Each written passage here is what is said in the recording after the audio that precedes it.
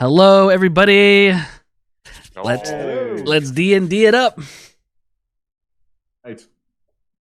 Okay. So after a eventful session the last time, taking place across multiple areas in the city of Daggerford, we find ourselves in multiple locations, including the Cash Windfall Bar and Tavern and Theatre, where an impromptu interrogation took place after the attempted assassination of Kurdan Truestorm at his own birthday party, which resulted in the near fatal injury of our beloved Nelson Marcel, father of Claude Marcel, Brightward ourselves.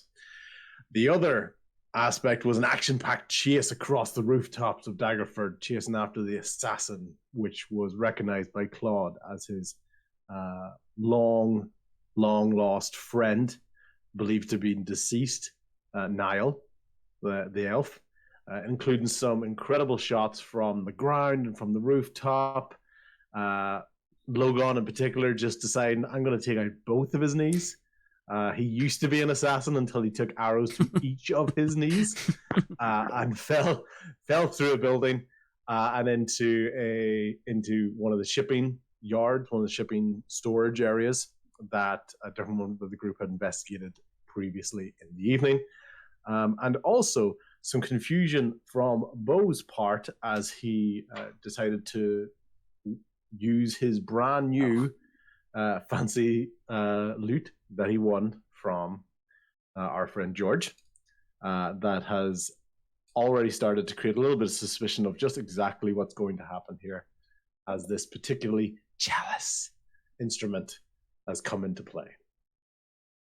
From there, the different parties decided that the best course of action was to take the hogtied, incapacitated assassin back to the Claude House, as it was lovingly coined during our pre-game session here, but the Marcel household, as well as reconvening the group with the starting to come around Nelson Marcel, accompanied by his son, Ricard, Claude's younger brother. At that there, the best course of action was a long day, an eventful, traumatic, and terrifying situation that occurred. We had a long rest overnight, in particular to aid Nelson's recovery.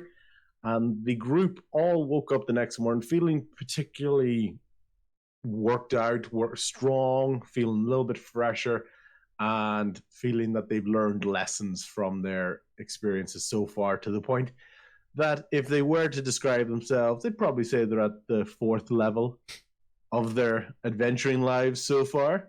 So we've got some brand new introductions and abilities and stats for the players. In particular, what I like to do as well is I like for the guys they can work out stuff with me or bounce ideas off with me, but I also like it if they end up having new surprise abilities. I don't get to know about it, so that I can't metagame around you guys for a while, as discovered in scenarios such as Flattery, when the scent of evil stunk up the joint and identified our villains nice and early into the adventure. So with this, we have the dawn is rising. There's roosters crowing, but louder sound would be seagulls because we're at a port town. That's the sound that's probably waking everybody up more naturally as the day begins, and a little bit of hustle and bustle can be heard outside, especially near the port areas. A little bit busier than days before.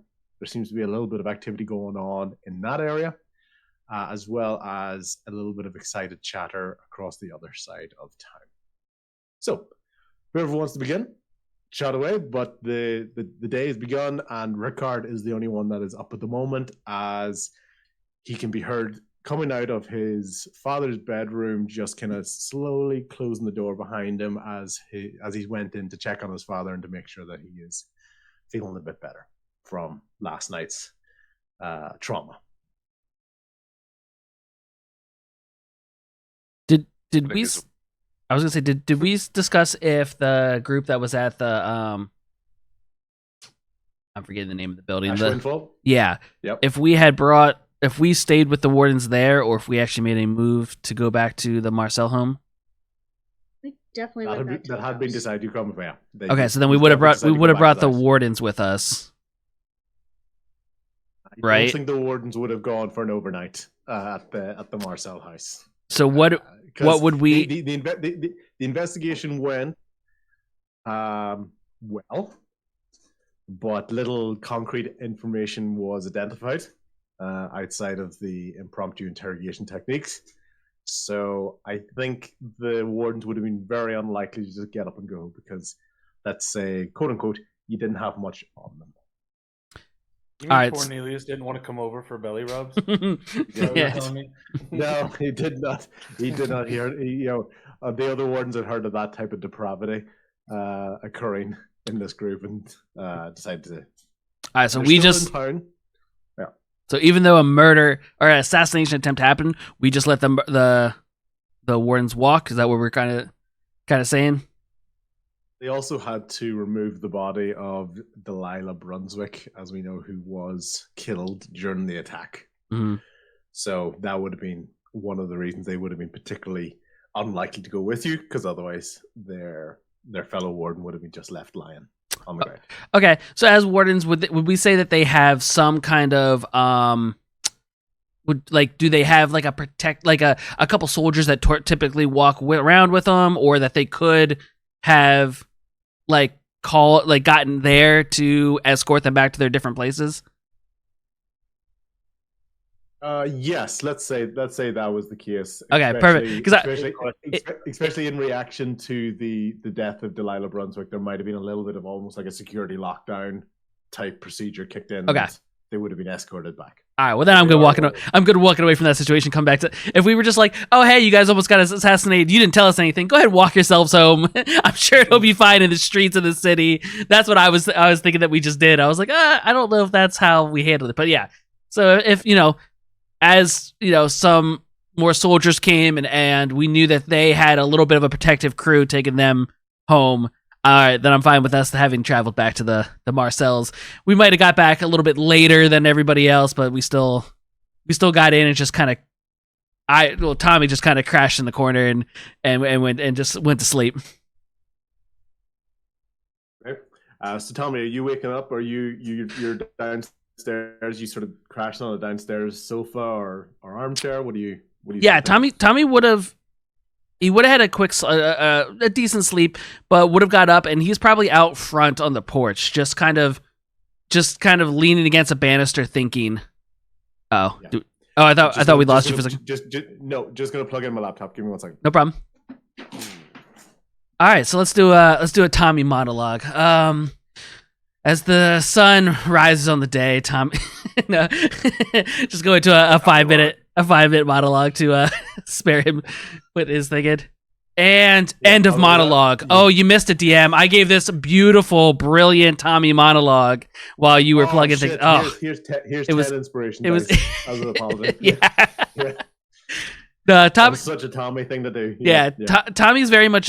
He's leaning against the banister, just kind of looking out on the street, just kind of people watching, but very much thinking of all the events that happened last night. Both the assassination attempt, his little bit of unease with his current group as well, and just kind of those thoughts while he just kind of people's watch going up and down the street. So you would be sort of the one that's kind of leaning out and noticing that there's a little bit of activity around the port area, which you can kind of see going on. You don't have that perspective of the comparison of it being busier from the last day, so it doesn't really stand out to you being busier. Okay. Just because you don't have that perspective.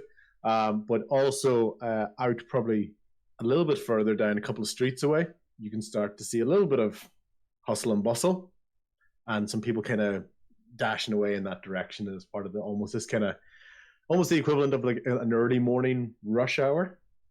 But they're not kind of sticking to the main street that's outside that tavern. There seems to be something kind of catching people's attention and running off down a bit of a side street. Okay. Tommy clocks it, but he's staying on the porch for a moment. You would also probably be the one that kind of just hears the door closing of Rickard coming out of Nelson's room. Okay.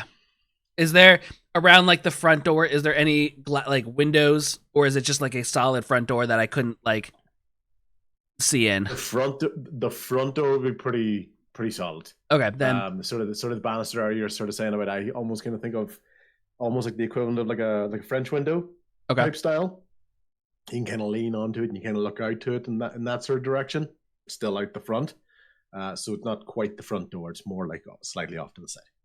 Okay, Tom is still just standing on the front porch, but he can clock the sound behind him and doesn't turn towards it. He's still just hanging out front. Cool. Who is next? Waking up from their slumber or meditation?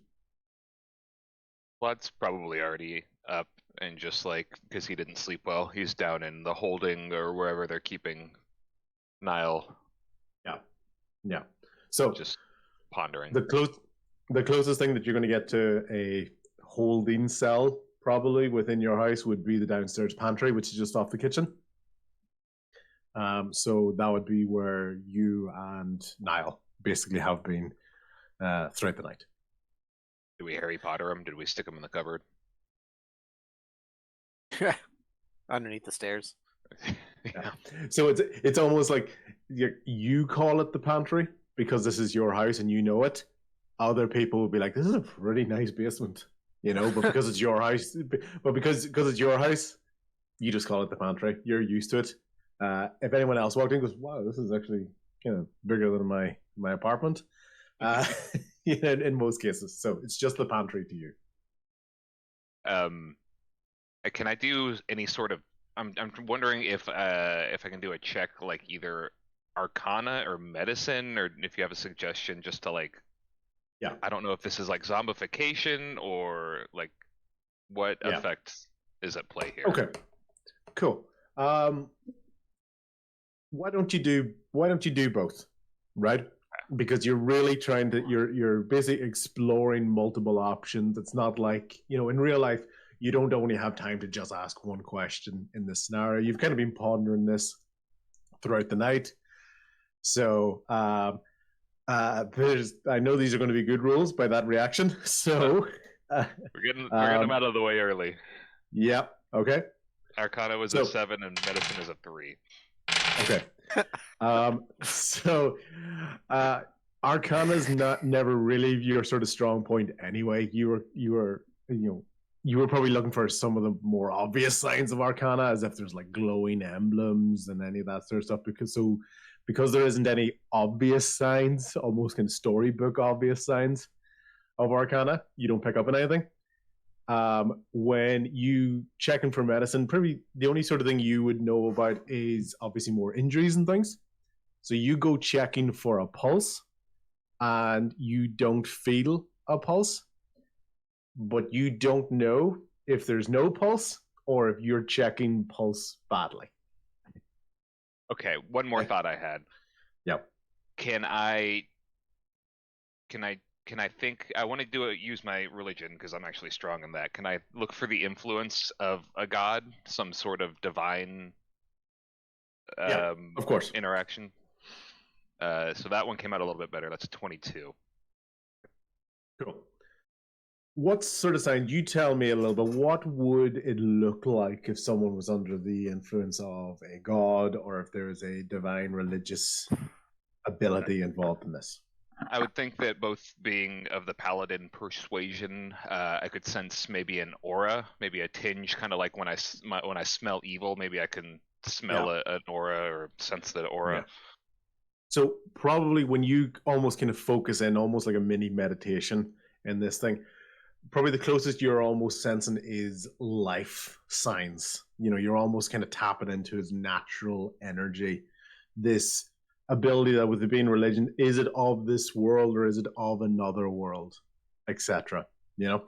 In that sense, you can almost in your head a slight sound catches your ear, your mind's ear, if that makes sense, and at an extremely reduced rate you pick up a pulse, Like at the point, it's like you're like, what is that sound? And then there is a rhythmic to it, but it's very, very delayed, and there's large gaps in between it. So the closest thing you can sense is an extremely slow pulse. And this is separate from his life force. Like I sense an extra. No, I'd say it's part of him. So while there isn't necessarily a religious or divine influence upon him, you're able to sense that he is not I don't know, what's the way to say, obviously dead, if that makes sense. Because there's clearly something in there that's causing the functions, etc., that's in there. So I can tell he's not undead. He hasn't been killed and resurrected, or at least to my knowledge. You can tell, like maybe he has been, and maybe because you're trying to come up now with reasons of why he would have this extremely slow heart rate. Is it an artificial type heart rate, etc.? So it's just there isn't like a quote unquote he's under the influence of X god, or he's under the influence of Y spell, etc. But you know that he's not dead. Bo would like to make his appearance and with our captor come down and take an interest in that. Captor, okay, cool. Right, so Bo, you're entering. You're entering the pantry. Sorry. Yeah. Yeah. So you basically got told by Claude, "Don't worry, I'll watch," and I'm just going to go down to the pantry and check him out. And you just think, "Oh, that's a pretty narrow space. Is it going to be big enough for the two of them to fit?" But then you enter what he calls the pantry. Wow, this is quite the pantry, sir. Is this not what your house looks like? Yeah. No, not at all. I grew up in a little backwater town, a little 2-room hut. Yeah. So Claude's focused. He knows you're there. He says good morning, but you can tell he's just kind of like racking his brain.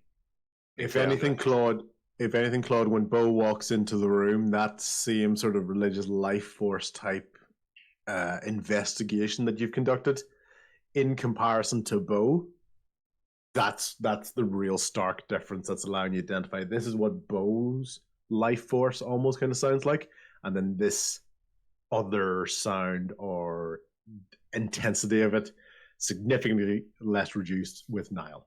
So, have you gotten anything out of him? Did you figure anything out? I know he's alive. He's not dead. I can sense the life force. Is he conscious? Can I do it? Let's see. Is he conscious? He's not stirring. He's not staring, so his eyes are closed. Can I do a? Sorry, not stirring. Stirring, moving. What is he staring? He's not stirring. He's mixing. Shaken, not stirred. I'm gonna try to rile him up, like give him a little shake to see if I can. I'm gonna stir him. Give him a little shake on the shoulder, like just like a couple nudges. Like, hey, now. Claude, how did you tie him up? Tell me how he's tied up. Classic. He's probably bound at the feet, like his feet are together. Yeah. And then I guess hands behind the back makes the most sense because we don't have like manacles or shackles on the wall. Is there anything between like his back and his hands? Is the hands around the back of is there like a pole or anything in there that his hands are around the back of that, or is it literally just behind his back?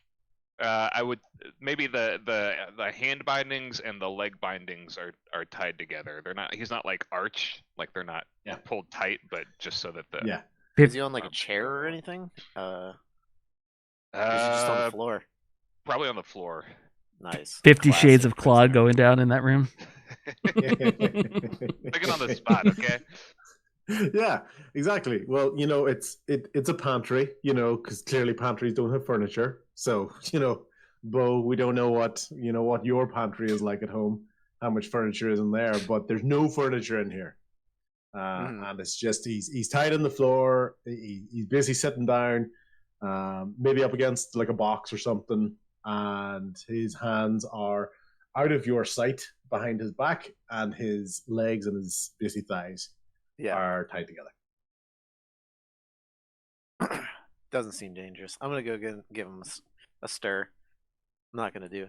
I mean, that's like I want to see if he's conscious, awake, alive. I don't know. Okay, cool. He was lying there, like very, very straight, and just the moment you touch him, just a very sudden boom, like eyes, boom, straight open. No stirring, no grogginess, nothing like that. Almost just like the light switch, the on button was pressed. Yeah.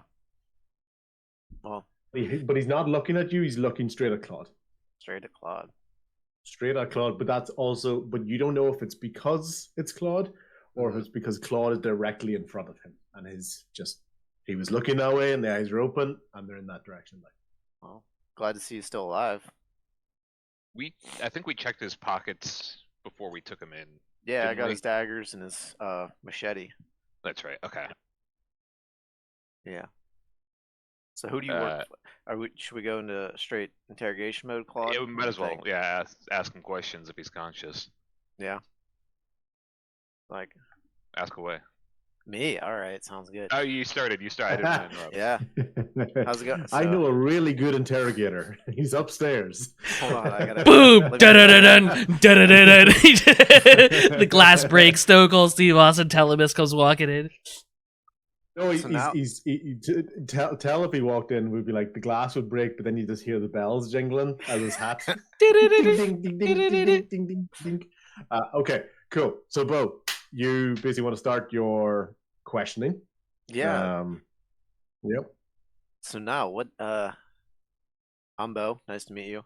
I wouldn't say nice to meet you. What? What? Not nice to meet you. Is that actually what he's saying? No. Because I don't think Niall's ever. I have not heard Niall say a word yet. So no, you haven't. I'm gonna ask. So Niall, who do you like? What's going on? Do you want to come clean? What are you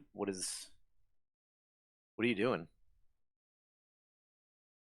Persuasion. Persuasion. Basically persuading him to actually talk to you. It's a 16 plus 8, so that's a 24. Cool. You do catch his attention. Yeah, he looks at you. And he opens his mouth. There's no tongue in his mouth. There's no tongue in his mouth. Okay, well, that's interesting. So now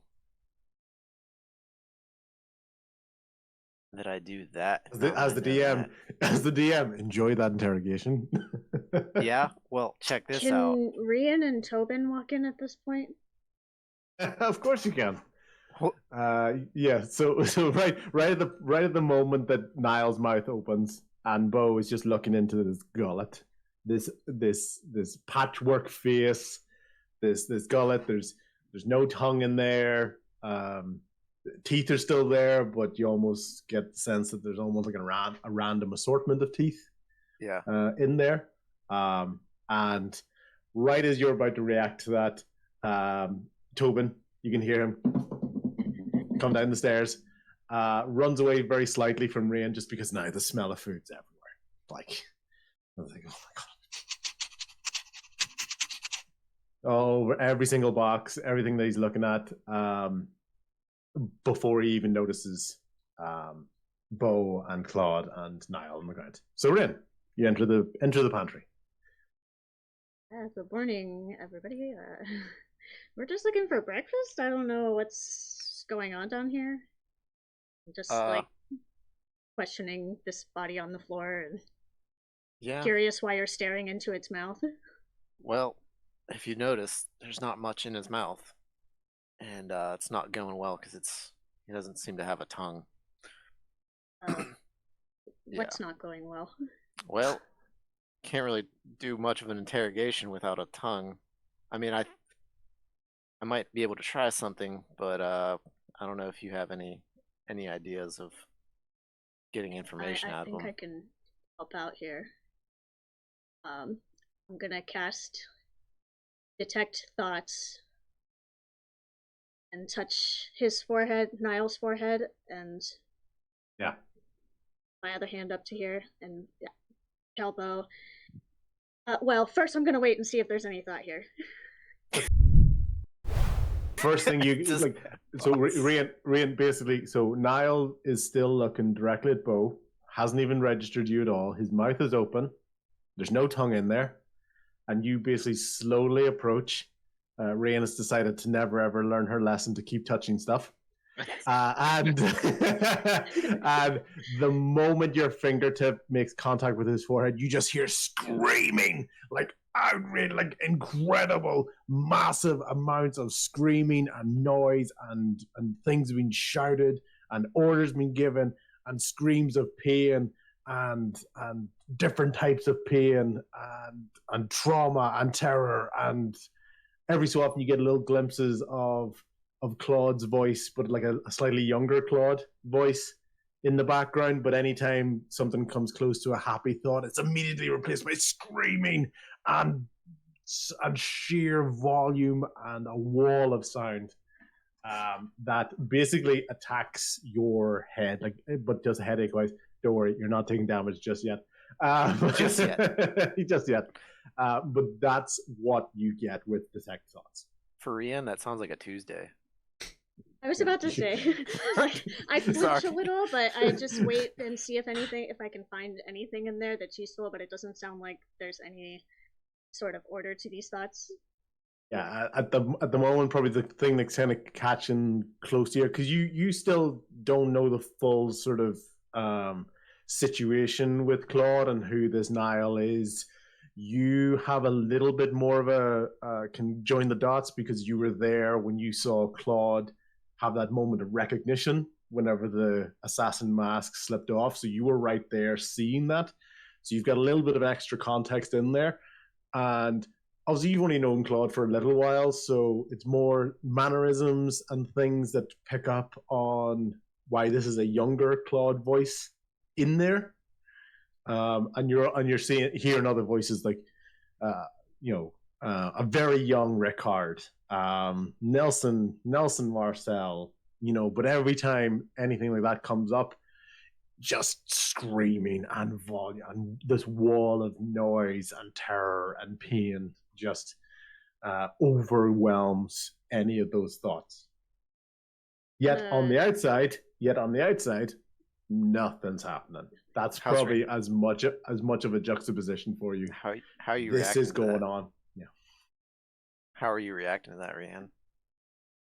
I had a slight flinch, but now I'm gonna take my hands away and just look to Bo and Claude. Like, I don't think there's much left of this man.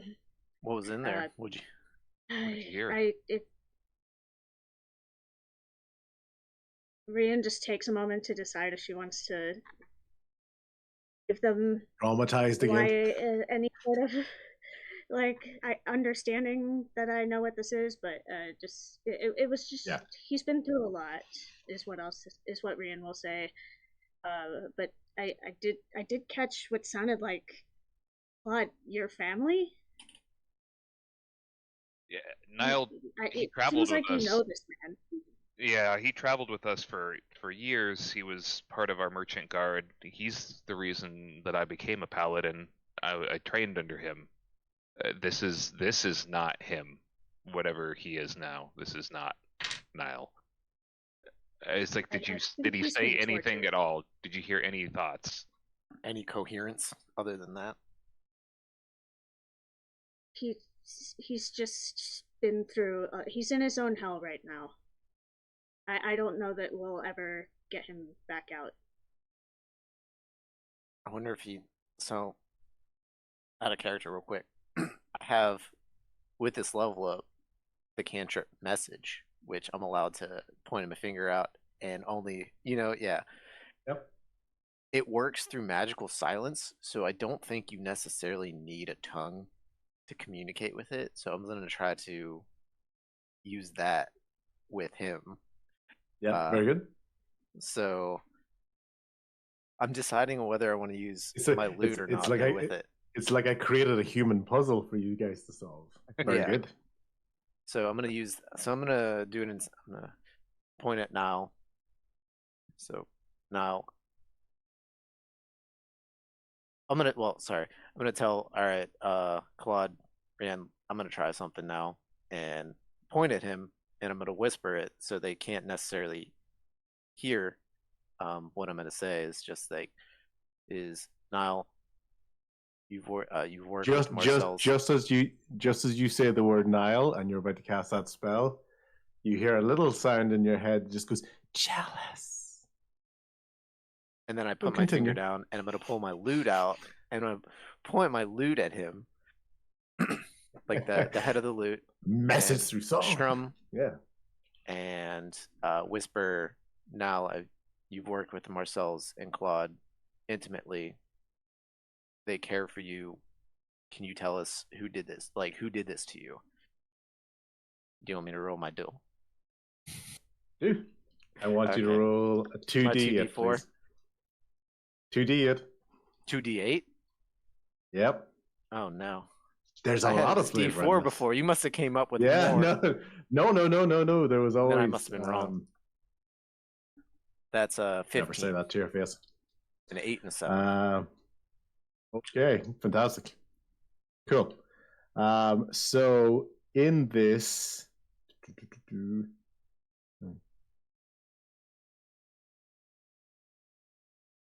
Yeah. Okay. 15. Yeah. In that moment, you have. Let's see what happens. I have to say that this is incredibly well timed. Yes. Narrative. So, yeah, narrative. You hear a slight whisper in your head, and it goes, "Lyrical genius." Okay. Kanye West. Yeah, lyrical genius. Because what you find now, Bo, is you have an incredible compulsion that every sentence you say from now on for the next minute must rhyme. Oh, all right. Is it after? Is it after I set, or is it as soon as I point the loot and begin the message? We'll let you get your first message off because that's when you're kind of casting the spell. So make your first one count because for the next minute you're rhyming. Okay, so it was that. It was what I was trying to. Sorry. Repeat that because I jumped in. Oh yeah, Niall. You've worked with Marcel's and Claude intimately. They care for you. In the past, it seems. Who did this to you? So who did this to you? And in that moment, you hear fluctuations in even his mental voice volume as you're going along, and it says, "So, yes, I raised Claude. You know, he was my warden.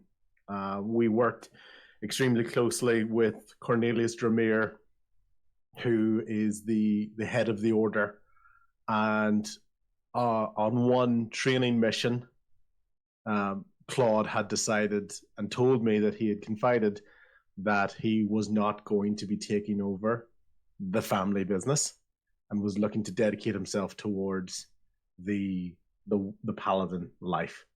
I was extremely proud of his decision. I knew this would be a very, very tough decision for him.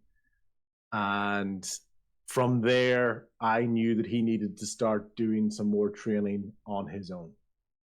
However, not long after Claude left, I was sent on a mission for the Order. I found myself near a pirate town. I was looking for a ship called the Howling Boar, when all of a sudden the lights went out and I've never been the same again. So that's the last thing he remembers. So he's giving you an indication of where he came from, why he was alone at the time that something happened, and then bang, out, and he's never been the same since. I'm really glad that he had a coherent sentence and I didn't just get screams. Okay, so how am I going to communicate this with Yeah, him? I decided not to shout and whisper the whole of that. Because I know you have a lyrical genius task ahead of you now. Yeah. So, comes out of it. Yep. Red fish, blue fish. Yeah, right. You just do the mumble rapper thing and just make up a same sound against like da da da da da blah, blah, blah, blah, Yeah.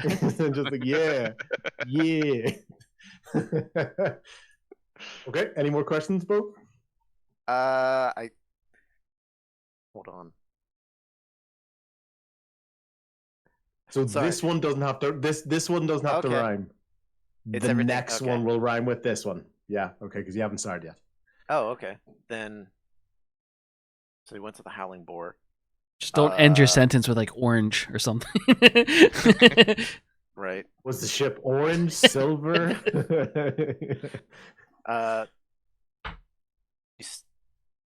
So you went to the Howling Boar. Who sent you on that mission? I'm writing down the word mission. Okay. Cornelius Dermere. He's the one that gives the orders. He's the one that sent me to find the Howling Boar, but he promised that he would tell me why we were beginning this investigation. But he seemed very uncertain of himself and very unsure. Basically, just to go there and scout and see what I could find.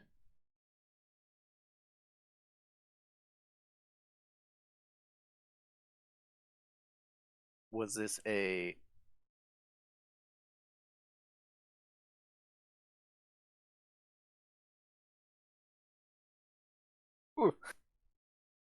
I don't know what I'm trying to ask. So Yeah, okay, plus you so got to rhyme Cornelius with the word Dormier mission.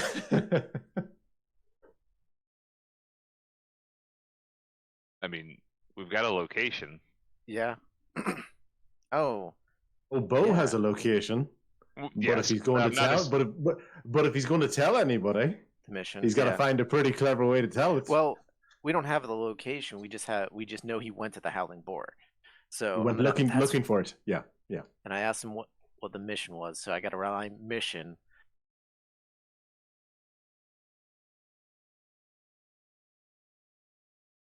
Are you acting of your own volition? Get inspiration dice for that one. That was a really, really good one. That Was a really good one. Love it. Okay. So acting my own volition. No, I had orders, and I followed them, and I had found the location of the boar. As it turns out, it's a regular visitor to Daggerford, and I just started to see a large individual making his way off the ship when the lights went out.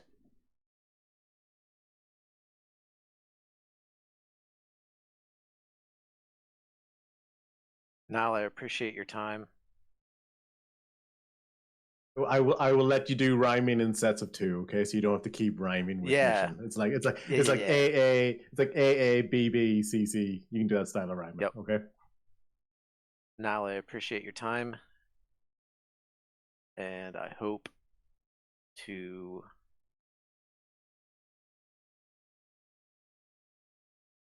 settle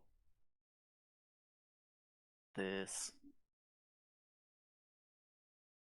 I don't know. Right. Yeah, thank you. Thank you. I hope to settle this crime. Settle this crime. Okay, very, very good. Okay. And at that, you can basically start to see your connection with Niall's mind. It's starting like you'd been able to pick up some information, but the sheer severity and the fluctuation of the voice tone, etc., had been getting very, very severe as more and more sort of shouts of pain and terror and things out there all started to kind of come in even to your messaging part with that there. All this time, his facial expression has not changed in the slightest. In Yeah. fact, the only thing he's done is close his mouth. Well, that's good. His breath was starting to stink.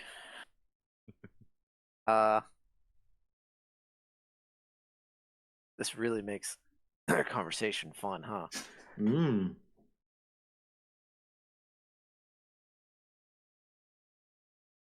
So I think I got. So I looked at Claude, and so I got a bit of lore. Turns out he went to the Howling Boar. Nice. The Howling Boar is that was the dock, right? Claude's getting a little worked up. That was the ship. That was the symbol we found, right? Yeah, that was the ship with the dock. Now we have to find.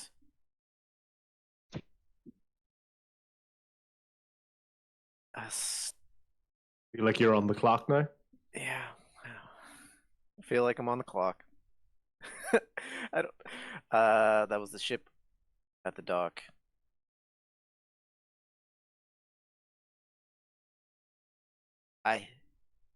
You're good. Hey. Good.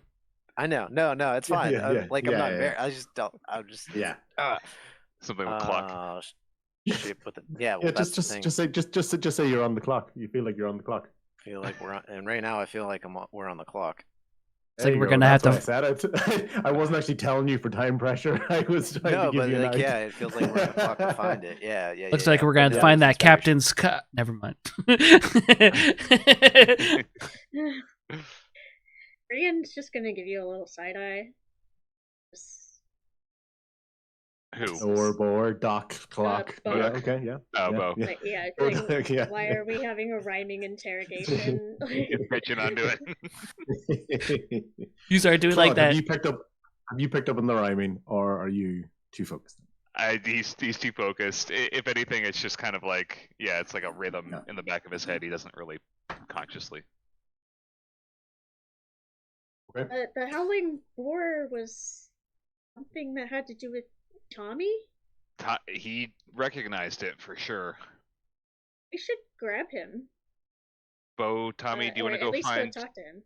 Or Bo and Rian, do you want to go find Tommy? And I'll go find Tell. I don't know if he's up yet. I think I saw Logan, or I heard Logan get up.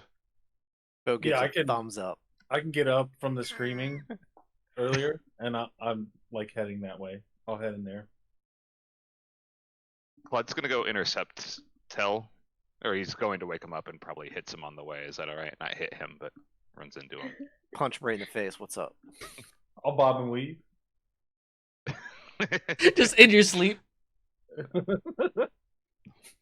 So, grab a sausage from the pantry shelf and hand it to Tobin and go find Tommy.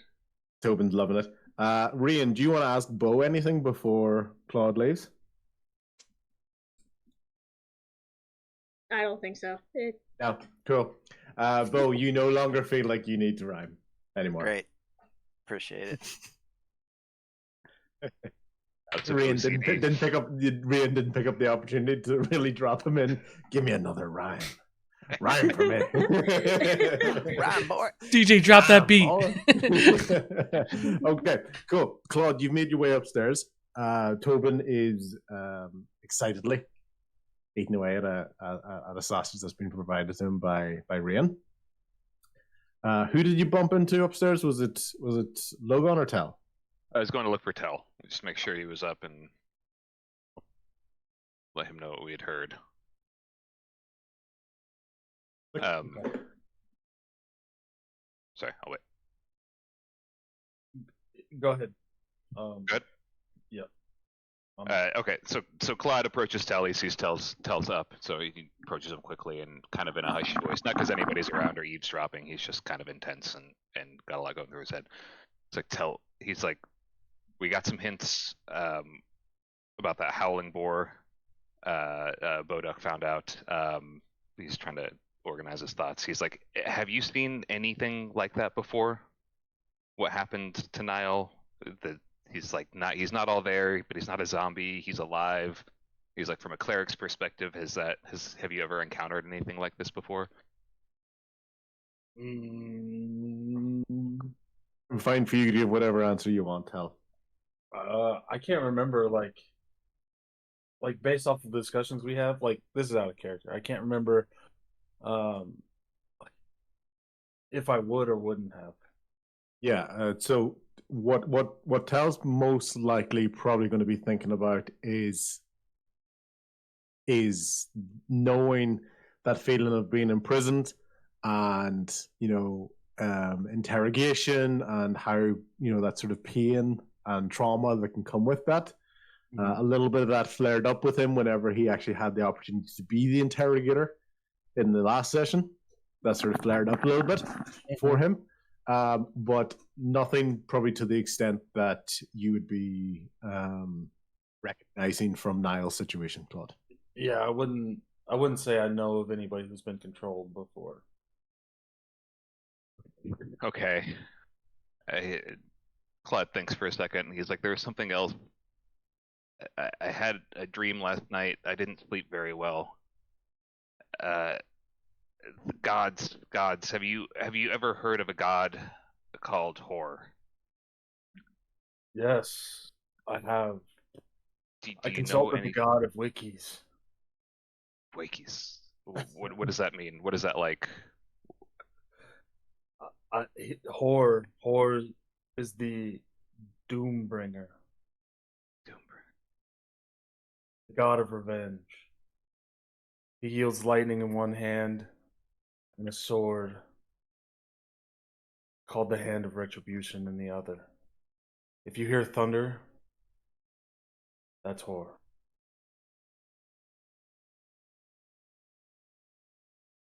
Bud nods. He's like, it's a lot to think about. Thank you. Mm-hmm. Should we go find the others? Yep. Let's regather. So Find everybody. yeah, and then we've got Logan. You were basically pretty much meditating again throughout the night. What you started to notice, if anything, you probably thought the night itself should have been a little bit colder, because it's not like you weren't really sort of taking shelter. You were kind of up high, taking it easy. And you begin to recognize that the reason you didn't feel quite as cold is because your cloak is fitting on you quite nicely. What? Oh, I'm so excited. Out of character, super excited. But you just imagine Logan be like, "Oh my god!" Yeah, he's gonna be a little more nonchalant about it when he realizes. Strutting in with his cape. It's like, oh yeah, bitches. Yeah, okay. Got me a monster cape. Okay, cool. Logan, you basically feeling a bit excited. Yeah, as I said, nice snug fit on you on that. The only thing is, you've probably felt like you've had a better night's rest or sleep before, because as we know, you have one less hit dice for your short-term rest. Sorry. Hold on. I think Your short-term rest. Yeah. Did I break it? Can you still hear us? Uh-oh. Uh-oh.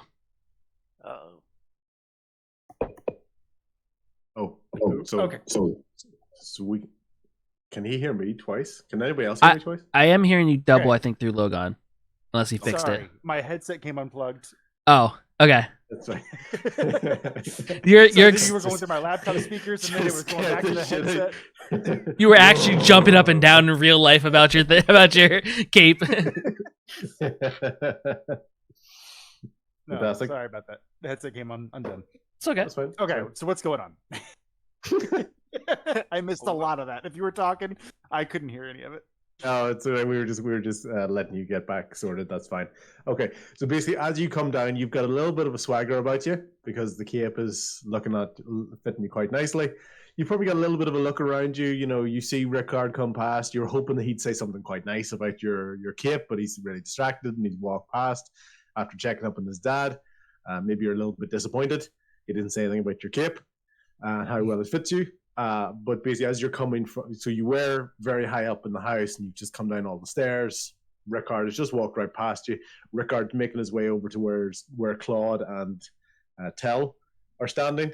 So basically, you reach the bottom of the stairs and you can see Rickard, Claude, and Tell at the back of the main living area, over towards the door that you know is the kitchen because Claude makes excellent sandwiches. So, All right, I have to reach over my shoulder and give the cape a little scratch. I have to. and you can almost, it's a very, very small sound, but it almost sounds like a slight purr. Yes. Yes. Okay. And the eyes are twitching around a lot. So as far as it's concerned, it's almost slightly hyper aware for you. It's looking around in all directions, and you're feeling a little bit of an extra sense of the room, almost, not quite 5 senses or 6 senses, maybe like a 5.5 sense feeling. You sort of pick up. You're a little bit more perceptive about what's going on around you from a physical point of view, not perceptive from a reading the room social, interpretive way. Okay. I need to reread that description of that cloak. That's okay. So the main one we're going to stick with now is that you've got 1 less hit dice because of it. Okay. Okay. So that only comes into effect for any short-term rests that you ever want to take. Okay. Cool. Okay.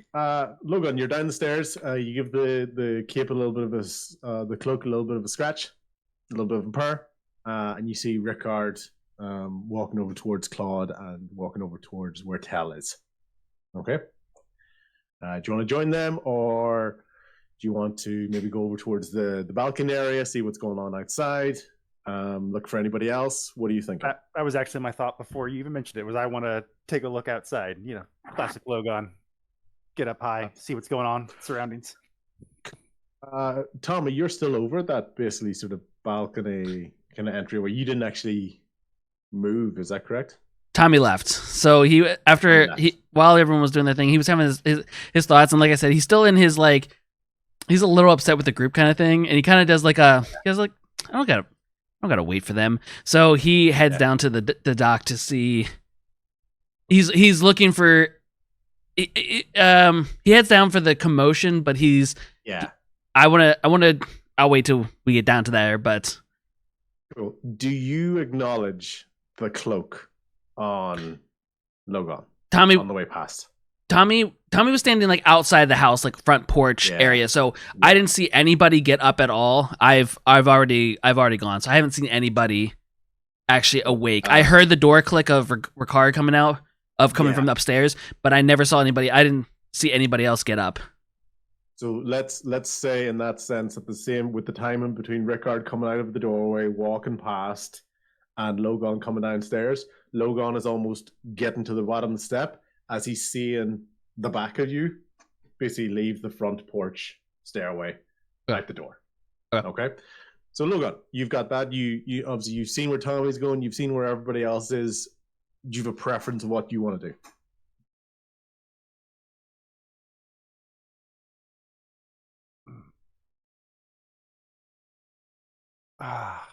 What do I want to do?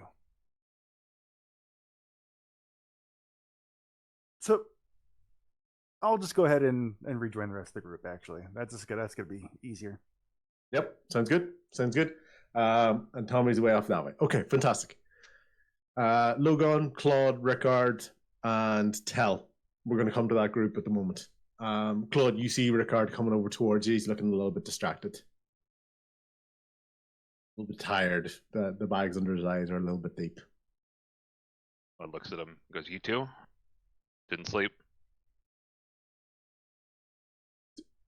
And that father he's starting to stir a little bit. So I think your laying hands seems to have done the job. Yeah, I seem to have purged him from the poison, purged the poison from him. But I'm sure he needs rest. I'm glad to hear that he's stable. I think it's more weakness at this stage, but Father, he's not gonna stay down for long. So I probably wouldn't be surprised if he's gonna be out of bed soon enough. So. Okay. Well, are you gonna stay here to keep an eye on him case he needs anything. You know, if I get called away, you know, I'll do what I can. You know, work wise from home here. So I know today it's see, you know yourself. It's basically the one delivery day that we have going on at the moment, especially with the restrictions that we have, water travel. So we try to consolidate a lot of the deliveries into the same window. Yeah. So I know that's going to happen, but we'll have to see. There's staff on hand, right, to take care. Yeah. It's more of a formality at this stage. It's more about expediency is the important bit. It's kind of get in, get the stuff, and then let people get away. You know, we also try to do it early in the day because I don't know. It's not like anyone has any idea of what Kisera doesn't exactly have patterns, but any incidents we've heard of have been closer to dusk than dawn. Okay. Interesting. When you say incidents, what's the scale of the attacks that you've seen here? Thankfully, nothing here. Actually, Daggerford's got off quite lightly. You know, in all honesty, I think that's actually helped in a slightly dark way. It's actually helped business a little bit because it's actually one of the areas we haven't had anything to date. Obviously, Shellberg was completely ruined. They would have been probably the closest thing that we had to a competition in terms of tourism and deliveries. So, but thankfully, nothing in Daggerford. See him, he like touches wood and crosses his fingers, and you know, it's over his shoulder and all sorts of very, as you can imagine, with being around the docks your whole life, there's a lot of superstitious type actions that he's doing, and you can feel he's almost doing a little bit of everything just in case anything might help. So, Blood catches on the word competition.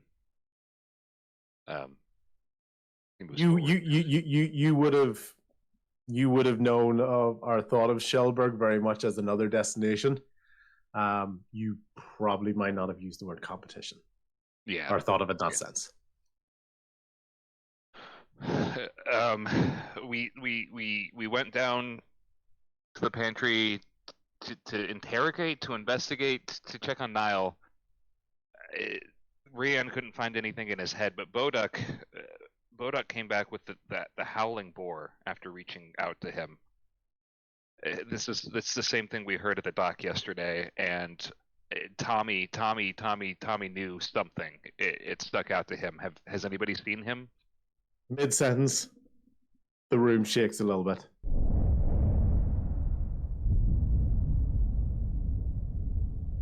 The room is shaking, the house is shaking, there's a little bit of shouting going on, but they seem to dissipate quite quickly. Has that happened before? This is not normal to you. But I know what you mean. Like, yeah, like Rickard's caught off with this as well. Everybody has felt this, but it's almost gone as quickly as it arrived. No damage to the house. Nothing has fallen. You know, probably the closest thing is maybe some paintings and stuff. We kind of come a little bit off the wall a little bit, but. Blood runs to the window, looks down to the water, see if he sees anything. That's the first. Yeah, you can look out. You can look out over the water. There's a few ships coming in or have already sort of basically docked. I was going to say parked, but docked. You know, like a real sailor. So the few ships have docked into the area. There's a little bit of hustle and bustle. If anything, you kind of saw everyone just kind of take a moment where they just stopped and kind of looking around them. And then with like maybe 30 seconds ago past and there isn't anything else happening, people just get back to the speed that they're taking items off of boats and large containers and small containers and everything in between, spices and food and whatever, all coming off of ships, all being rushed into those storage areas. But yeah, so it happened. Didn't happen again. Getting on with it. I think we should find Tommy. Again, has anybody seen him? Ricard just says, nope. Haven't seen him. Who else is here? Wait, No. did I see him? I can't remember. Oh, Logan did. Logan saw the back of him, yeah. I can't remember where he was going though. Yeah, you just saw the back of him, like pretty much going down out the front door, down the porch, and by the time you lost distance or lost sight of him, he had gone slightly to the right hand side. Okay, so he went out the front porch. On the porch, yeah. Okay, then I'll let the group know that I saw Tommy go out into the front porch. Is it possible he was headed towards the water? I couldn't say. He just disappeared around the corner. We can go check on him. Or I can go check on him. Bo walks in. I can't find Tommy anywhere. I don't know where he went. Logan's gonna take off and go after Tommy. Bo's enjoying that he doesn't have to rhyme anymore as well. He's like you get the feeling he's kind of almost trying to fit in as many words as he possibly can. Without having to rhyme, he's just talking and saying anything that he can. Cool. Logan, you basically take away like a quick, almost like jaunt or a quick jog for you out to the front. Tommy, you had been making your way. Had you made your way towards the docks or the commotion? What was your? I thought know. the commotion was down towards the docks. My Yeah. So final let's end go. goal is to get to the docks, but if there's commotion on the way, he'll check it out. Yeah. So imagine a slight. So if you came out the door, if you went right and kept going, you'd get to the docks. Okay. The commotion you heard is across the street, down one of the streets that's in front of you. So if you remember, I'll try to show you the picture that I have for streets, I believe, for Daggerford, where the tavern was on the right hand side, etc. It's actually funny having to go back to multiple sessions ago for a picture.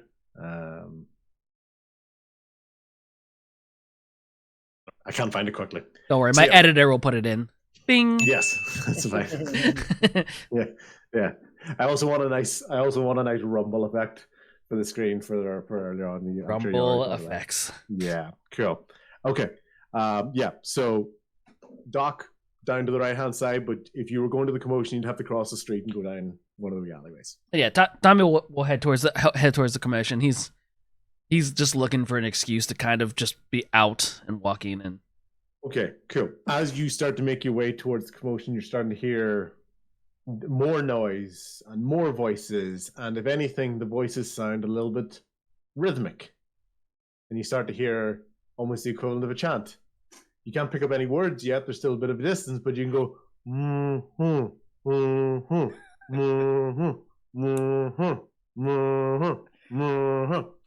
but you're not picking up any words yet. Okay, I keep walking towards it. Yeah. Keep walking towards it. That's upstairs. So we'll come back to you in 1 second. Okay, cool. Claude, Tal, Bo, Rian, Tobin got the sausage. You saw Bo go upstairs. Do you follow Bo? And is Niall being left alone in the basement? I was on a mission to find Tommy to begin with, so Yeah. I'm going upstairs. That's why I thought Cool. we were. That's why Oh, I came now- back saying. Now everyone Tommy wants was. Tommy all of a sudden. Tommy Toon coming out. Oh, now you're concerned about. So I guess we're leaving Niall by himself, huh? Well, Claude's going to tell Rickard. We found a common thread. I think we need to investigate it. Can we? I assume we can lock the pantry down. Tell nobody to go in there. Yeah, you know the way Mother never wanted us sneaking down and getting food when it wasn't dinner time. So yeah, of course we can lock the pantry. You also get the feeling we're hearing Rickard just talks about the pantry like it's normal. Yeah, of course. Oh, there's only one room, only one door into it. Yeah, you know, we don't have one of those fancy pantries that has multiple doors. You know, Maybe. No, of And course furniture. We're not rich. or furniture. Yeah, exactly. Yeah. Maybe have somebody keep an eye out there, but do not fight. Like if anything escapes, just get out. But I would like to have somebody there to keep an eye on it and make sure Father is safe as well. But I think we need to investigate this, and hopefully we can bring Niall back from this. He's not dead, but I hope this can be reversed. Yeah. So Rickard says he'll basically get a couple of guards. You know, a couple of ones that we've worked with on transport jobs. We'll get them to stand guard at the pantry door. Yeah, I'll tell the group. I'm gonna see if I can find Tommy. If anything, I think he went to the docks. What do y'all think? Whenever I spoke to Niall, he that's what he said is the Howling Boar was.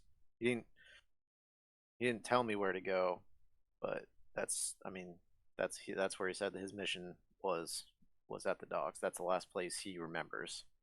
Yeah, and you got from that as well. The Howling Boar is a ship as well, so so that's why the docks is the indicator for that. So I mean, wherever Tommy is, I don't know, but I say we head towards the docks just to chase down this lead.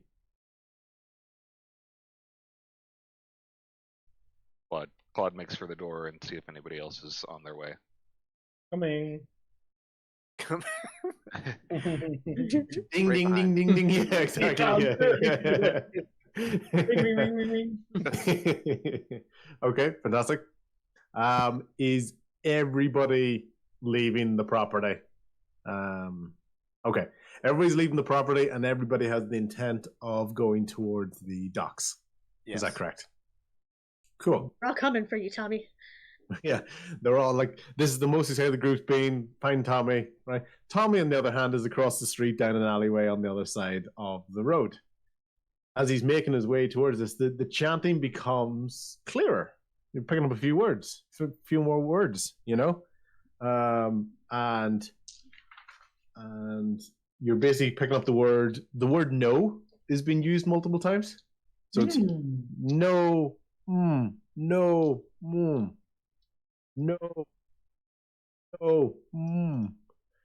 As you make your way there, you're starting to pick up more and more words. And you're starting to recognize this, and it's very, very clear and excited.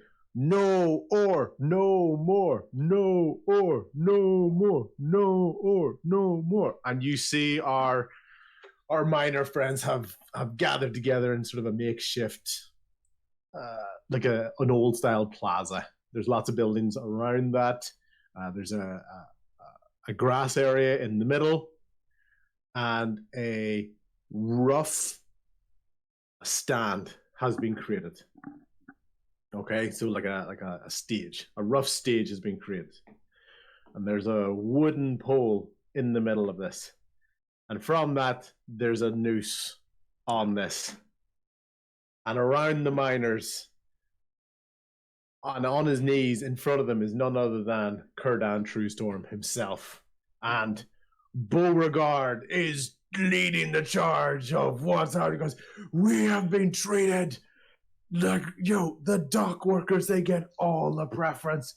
We're told there's no money for us, but there's money for security. There's money for faith. There's money for dock workers. There's money for farmland. There's money and there's gold for everybody.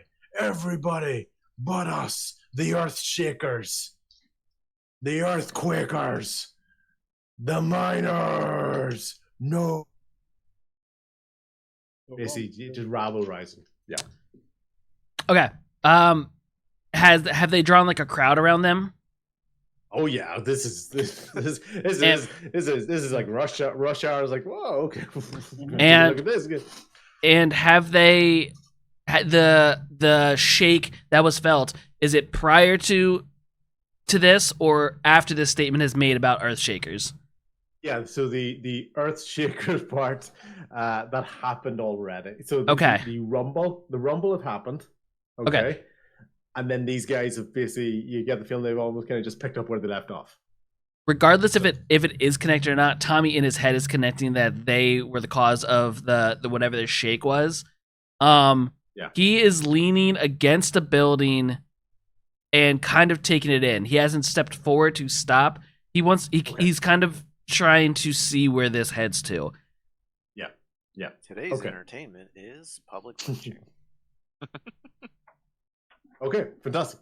So you're basically just watching, and at the moment, Beauregard just seems to be very much just rabble rousing and getting people on side. And True Storm just looks. He's got a black eye, so he's been restrained. You don't quite know, like, he doesn't look like he's been severely beaten, so you don't quite know how much of that was just in the explosive aftermath of the cash windfall and an assassin trying to get him and everything else happening.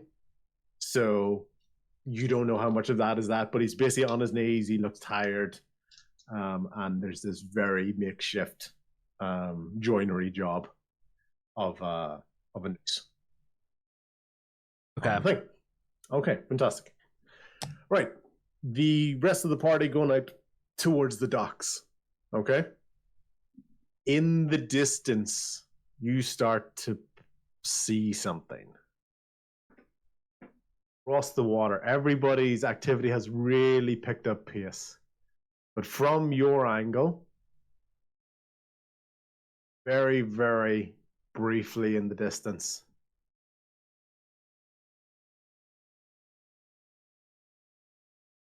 you see a mountain that you know was in the direction of the mountain you were looking at. Yeah. After speaking to Danu. And there's starting to be a little bit of activity there. Starting to be a bit of smoke is kicking up, and there's a bit of. You're not quite sure, as you can see the red sky. It's dawn. It's very early in the morning as things are happening. You're not quite sure if the light is just reflecting off that or if something's going on. But there's certainly a bit of activity picking up there. Certainly a bit of smoke is happening at that mountain. Once again, everybody's just like, okay, well, the best thing to do is everyone around you is hustle and bustle. They're running past you and cutting past you and bumping and maybe briefly apologizing, but running past you as things are happening. I think we should really work on finding Tommy now. Yeah, seems like if we weren't on the desperate need of him. How far away is that? Walking distance? The mountain? The mountain? As the crow flies. Let's go. Yeah, as the crow flies, let's go 2 to 3 days. 2 to 3 days. 2-3 days walking. Yeah, because you knew it was a bit of a distance, especially from the forest where you met Danu, and then there was Flattery, and then Daggerford, so you knew it was going to be out of the jaunt there anyway. So, can I do a history check to see if I would know if there's a way to get there by boat? You can. See if I can recall that stuff. Yeah, I'm going to give it to you. I'm going to give it to you at an advantage as well, because you're specifically mentioned thinking about boat travel. Boat. 19. Yeah. It's so we know Daggerford is a port town. Yeah. Anyway, and there is rivers and estuaries that would get you there pretty close to that. But the thing that comes into your head is at some point, at the very start of that journey in particular, you would be in the main body of water that everybody is scared of going into. Mm-hmm. But you get the feeling that if you could get off that, you could get closer to rivers and estuaries on the way there. Well, I mean, if I remember correctly, we can get there in no time if we were to take a boat. But we'd kind of have to go through the forbidden zone, if you will. So maybe we can commandeer a ship or take one on, hire a skiff. After this, Being Claude's hometown, does he know would he be able to hire somebody at the port? Yeah, you would. Yeah, the Marcells, absolutely. Yeah. Okay. Yeah, Cloud, maybe you can use some of your connections to get us out. Yeah, I think I think I can find somebody to not commission. What's the word? Yeah, based commission. I'm fine with commission. Yeah, you basically yeah. you're hiring them. Yeah. Yeah. Charter. I think is the word you were looking for. Charter. That's Yeah. the one. Yeah. Yeah. I think we can charter a ship down there, a boat, something to carry us there. But yeah, definitely need to regroup with Tommy and. Tell. See, as you're walking along, you start to hear a little bit of a. Psst. Yeah. Let's find out what that is. Yeah. So you hear psst, you hear Viator. Okay. I'll go to the noise. The person calling. So you basically walk over towards a large stack of boxes. Okay. And you're basically nonchalantly kind of leaning against the stack of boxes because you know the sound that's coming from you. Trying to be a little bit nonchalant about it. You're looking out towards the rest of the dock because you can tell the person that's making this noise doesn't want to be seen. So you're basically trying to help them not be seen. So they're standing around the corner of the box. Okay. And in that moment, basically, you look down and you see a little red furry foot. Because around the corner is none other than Rusty. My boy. He's basically around the corner. He's going like, psst, Theodore. Yeah, I'm familiarized with the voice, so I'm walking faster towards him now.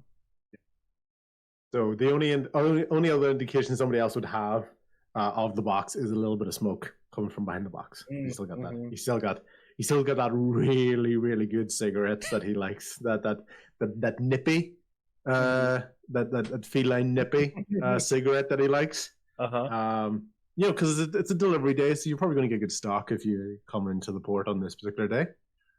And he's like, he basically goes, hey. Tell me you guys aren't involved in this with this volcano here, right? Is this you guys? No, not us. But we're gonna try and find out what's going on. You need to hit the ride, or yeah. You actually showed up at the perfect timing.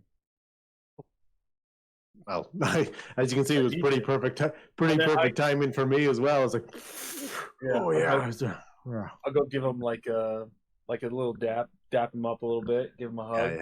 Yeah.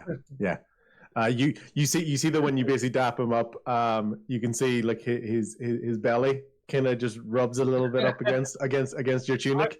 I'll give it a little scratch. Yeah, that's basically what he wrote. A little bit of a wiggle right at the hips caused the belly to get rubbed.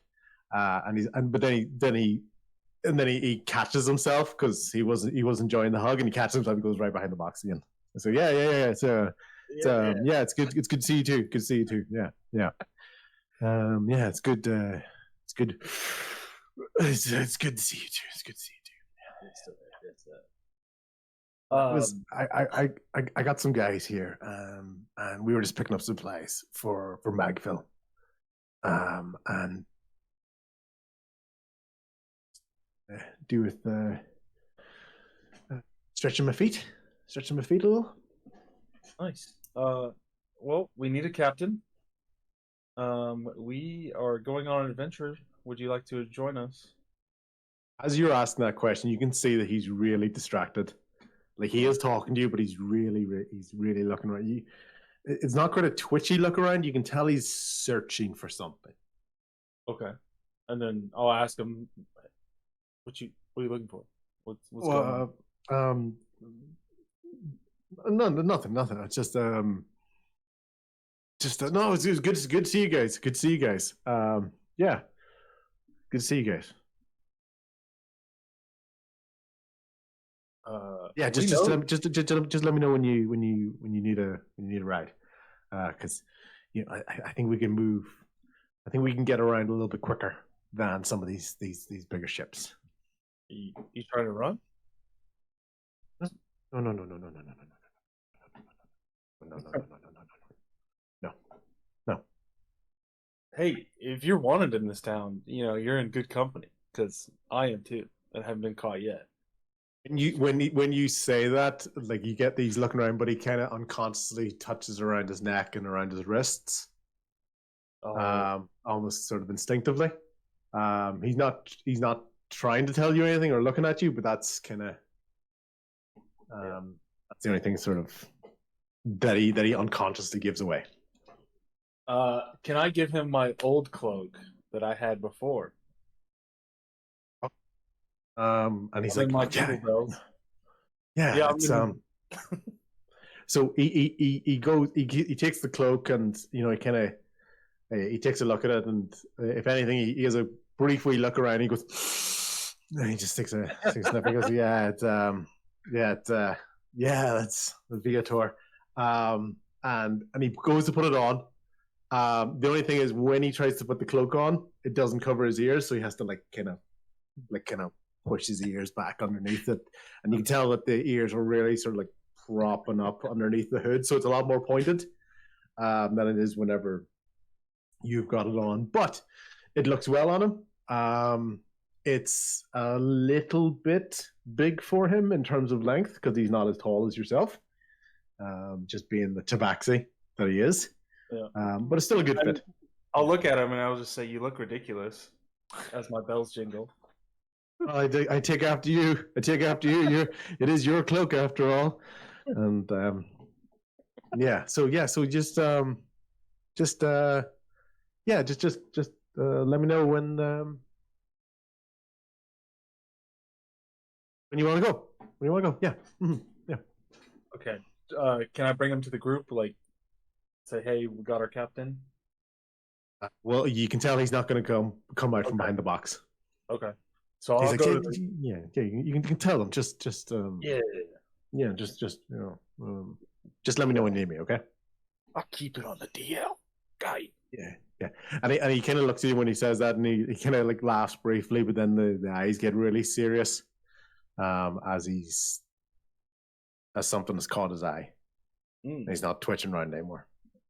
He goes, right, but I got to go, and he basically scoots off around the box away from you. Can I do it before you can get a so perception, absolutely. What are you looking to perceive? What he was looking at, or what he's like worried about. Okay, cool.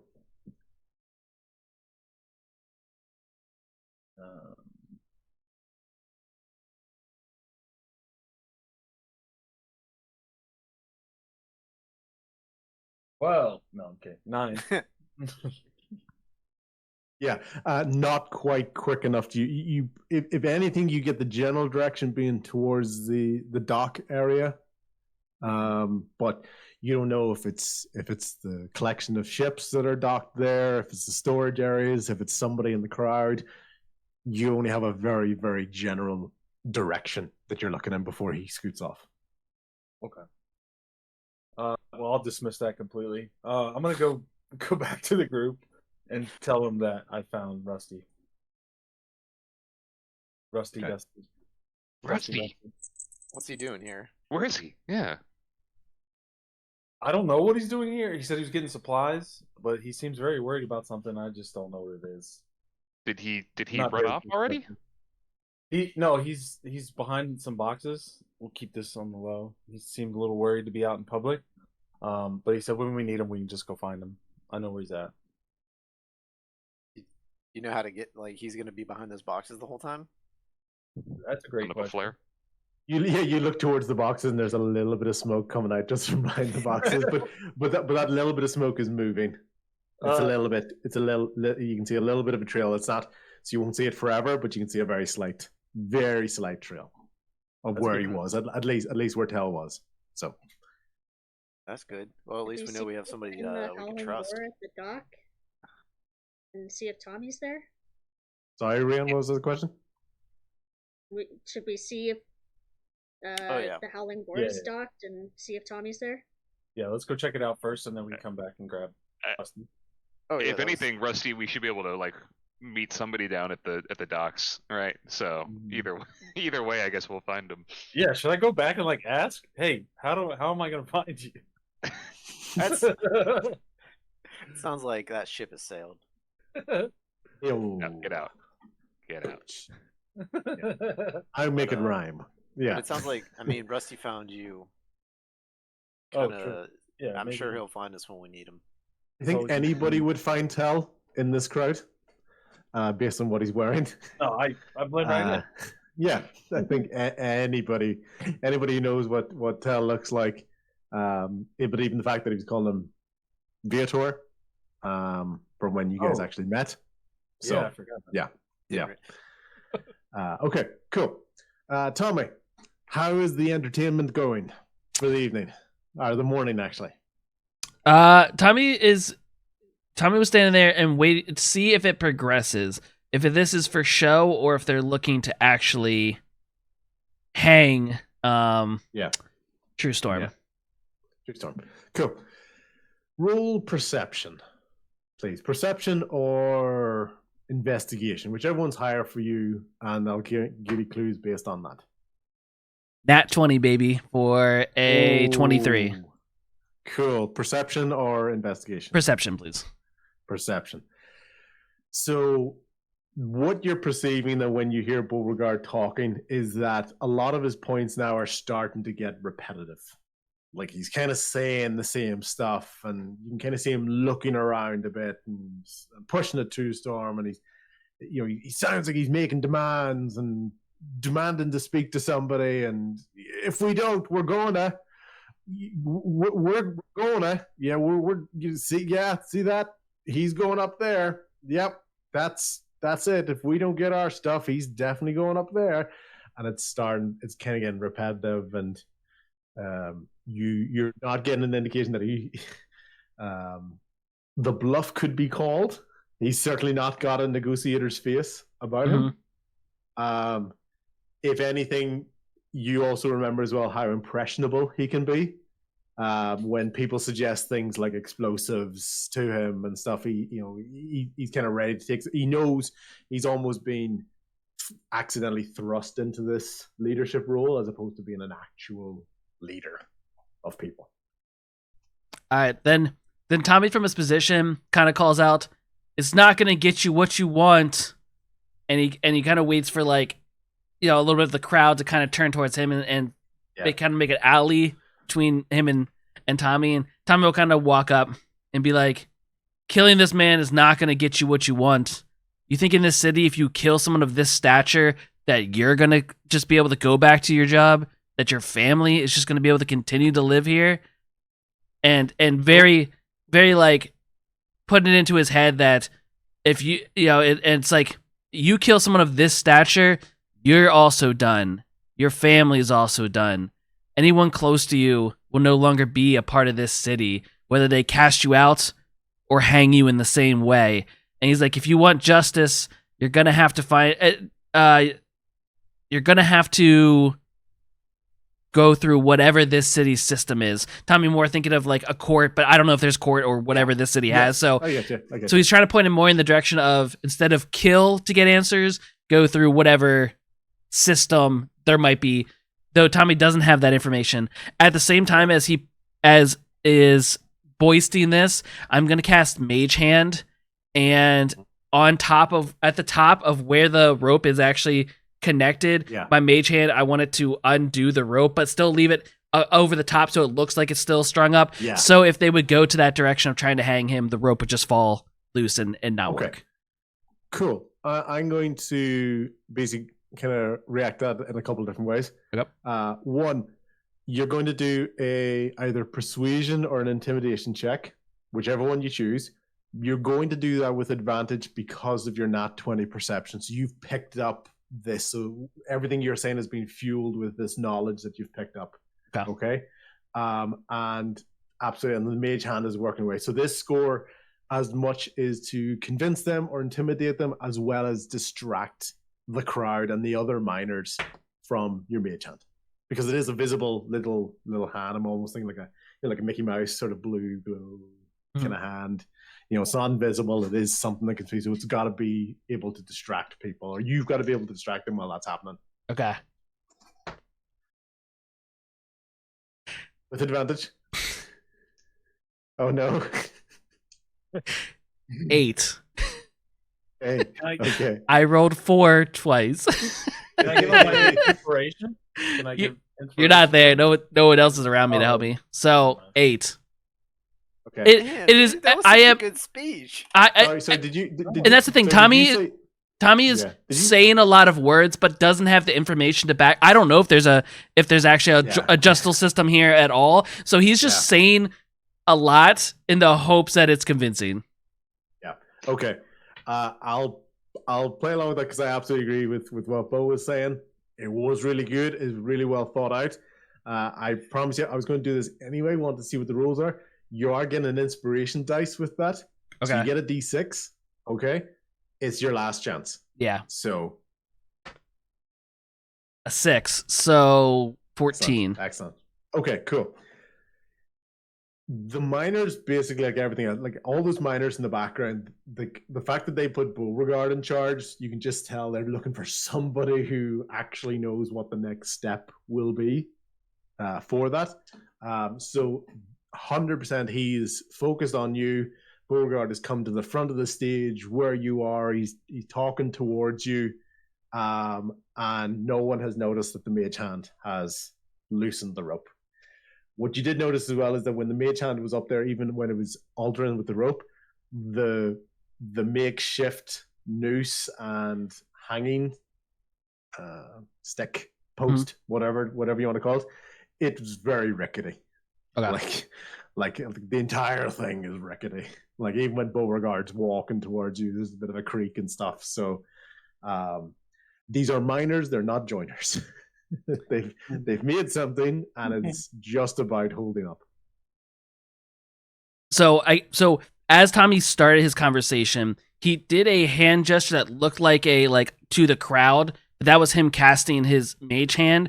So as he was speaking, he was kind of doing a quick dart of his eyes up to see.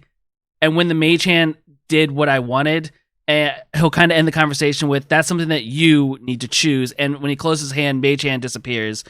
And without waiting for answer from him, Tommy just turns and kind of walks away back down the alley. Very just like, I dumped this information on him to try to dissuade. I don't necessarily care about True Storm that much, but in the sake of the overall wardens, and we've kind of do a little bit of protecting of the wardens, I threw what I could at him without. I'm not looking to start conflict.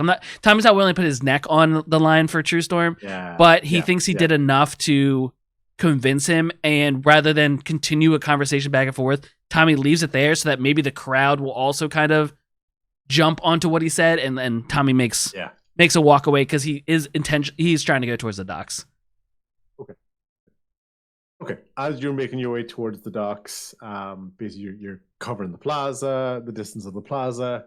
Beauregard is still talking and yapping and running his mouth, but he's not going. As far as you can tell, sort of walking away. There's a combination of he doesn't seem to be moving him towards the noose.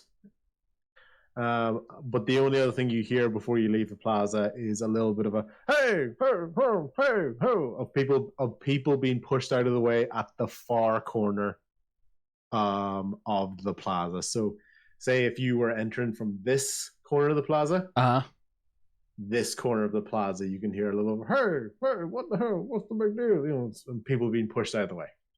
Tommy will look back at it. He's still kind of walking.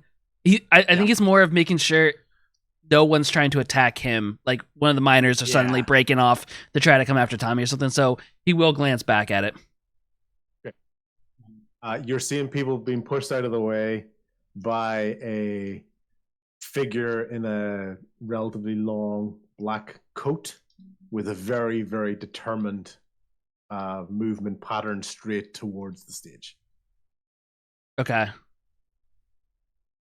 Tommy stops. Tommy will stop to look upon it again.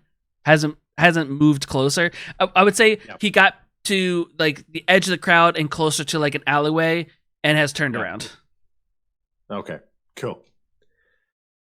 What you see coming flying out of the crowd is a handheld tool, like an object.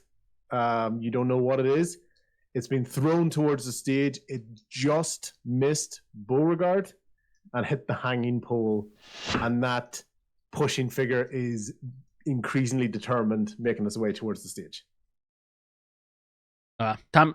Tommy still doesn't move. He'll take it in. Okay, cool. So you're still watching? Yeah. Yep. Okay, cool. Fantastic. You hear more pushing, more shoving. This pace has picked up really, really fast towards the stage. A individual that you have not seen before, based on your interactions with the room and the party, is making its way towards the stage, straight towards True Storm. Fuck. I'm trying to think. I saw him as the jester. You weren't involved in the chase. So he didn't look like that. As far as that clothing was shed as he ran out to get onto the roof. So I don't recognize him as anything other than an aggressive person going towards the stage. An aggressive person going towards the stage. So it could be another one of the miners who's pissed off. It could be someone else in the crowd. But this is basically what's happening. This person is charging towards the stage. Do you intervene or do you turn towards the docks? Tommy doesn't turn towards the docks, but he also doesn't intervene. Okay, cool. What you're going to find this individual, it's still behind the crowd for a lot of it. You're only barely seeing like the head and shoulders of this person kind of in amongst other people's heads and shoulders as you're walking across. So you're not picking up any sort of real detail on that. Beauregard has no idea what's going on. The other miners have no idea what's going on. And you see that the stage itself takes a massive shake. And massive shit, and this thing is stumbling and it's about to fall, and it collapses down. Beauregard goes down, True Storm goes down, the hanging post goes down, the stage goes down, the miners go down, the people at the front of the crowd just all disperse and start running away. Oh, okay. So they were all on a stage. Okay. This is a bigger stage than I was thinking in my head. Okay, so they were all on the stage, and the stage kind of all shook with them on it, and now they've all crumbled down into like a heap of stuff. Yeah. And I recognize the person that was being aggressive through the crowd as the one interacting with the stage? Because to me, it's maybe just somebody that's trying to be there on behalf of True Storm or something. So I don't recognize it as a threat. You would have to connect some dots that it's the same person who did the throwing and the movement. All you know is you saw some movement, you saw some throwing, and then the stage collapsed. It was a stage that you saw was already rickety. Yeah. On that. So no, you don't have a definitive angle of what exactly happened. You just saw some stuff happened, and then eventually the stage all crumbled. Yeah, so to Tommy, it was just, I knew the stage was rickety, the weight of them, everybody on that. I don't put it as an aggressive attack from anybody, just because someone's walking through the crowd. I don't take it in as, I'm more of just like, oh, well, you should have built a better stage in my head. Like, that sucks. That sucks for them to be on that stage. Like, Tommy doesn't really give a shit about the people. There's screams and it's a bit dramatic and people are running away and shouting and stuff, and all that's happening, and a lot of them are running towards you because they're just running away from the stage. They're kind of bumping into you as you've kind of stopped at that end. Tommy's kind of doing like the sideways turns to avoid, but still looking up towards the stage. Do I at this point see a threat of somebody with a weapon standing over anybody? Can't see through the crowd. They're all just a whole bunch of people are all just running at you, and the stage is no longer there anymore. All right, Tommy will fight upstream against the crowd running away, moving back towards the stage. Give me a strength check, please, because this is a lot of people running. So that's just my a straight roll just plus my modifier. Yeah, strength modifier. 2. You're being pushed back with the crowd. the amount of people that's there, like even if you tried to move, you'd be like, whoa. What? You're gonna be- What are we, Carried away what by are we running from? And like Tommy's kind of getting Yeah. spun around, pushed up against like other people, and just Yeah. like Yeah. he's trying to keep eye contact, but the people are just like pushing You're just him being different swarmed. directions. You're just being Yeah. swarmed, and just the rush of the crowd has got you, and is basically pushing you back out towards the street. Okay. What you now start to hear a couple of guards coming by, just from different directions because they heard a bit of commotion, heard the screaming, so some different guards are all running towards the entrance. What's Tommy's reaction to seeing all these guards piling in at the same time? Tommy's now going to go with the crowd. He doesn't want to be around the guards. So he assumes perfect. whatever the little incident of the stage falling and this little ruffle buffle, the guards will take care of the miners. So he kind of, now instead of fighting with it, he is duck kind of putting his head down and going with the flow of the crowd, and is going Going to, with the closest alley he can cut down to get out of the big group of people, he'll cut down an alley, but still in the intentions of I'm heading to the docks. Yeah, so the traffic of people, you've kind of slipped off to an alleyway just to get out of the lack of control that you had with this tide of people coming towards you. You can see they're all running that way, and you can see they're at least running in the general direction of the docks. They're not necessarily running to the docks. It's more they're running away from the plaza that they're in. Yeah, Okay. Tommy will scoot down an alley, try to get back into a main road that doesn't have as much traffic. Still in my attentions. As I'm heading to the dock, do I have a view of that mountain as well? The closer you get towards the docks, now you can start to see it. Yeah, because you're looking towards the docks, you're looking towards the ships, you're looking towards the storage thing, and one of the ships has a very recognizable frame to it. Very recognizable silhouette for you, Tommy. Can I do a perception to see if I see any symbols, flags? You won't from this angle because the Okay. ship that you think that it is, the main motifs are at the very front and the very back, and you're more looking at the side elevation of it. Okay. Yeah. I would like to hide, and I would like to get closer. But if there's people going on and off the ship or standing on the ship, I don't want to get close enough to be viewed. So I want to view the ship from a hidden position. Cool. Can you do a perception check for me, please?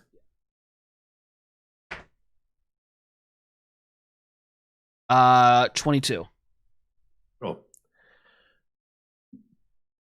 Catches your eye as you're walking past. You're walking towards the docks. You're in amongst a bunch of boxes and things, just trying to get a bit of a better viewpoint, a bit of a better angle, staying away from the crowd.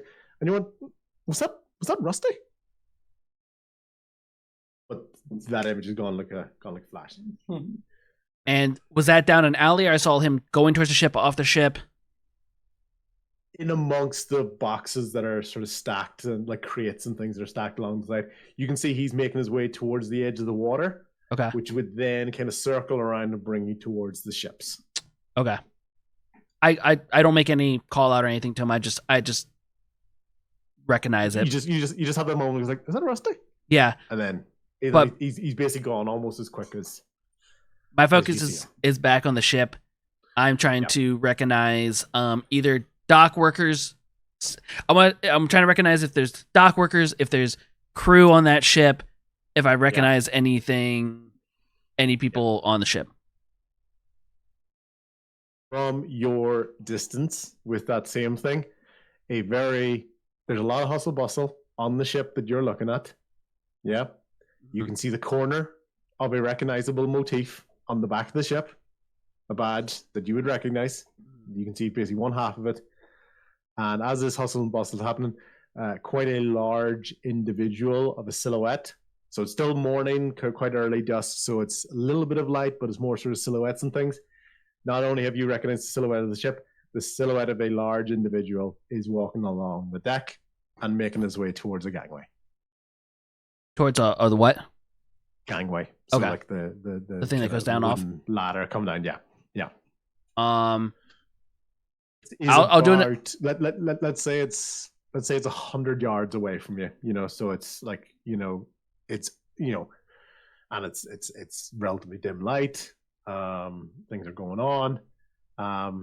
The only thing that distracts you as a bunch of people are walking past is the sound of some bells. You can hear some bells nearby. Ding, ding, ding, ding, ding. Mhm. Wee bells happening. Tell spells. Tells bells. Yes, love it.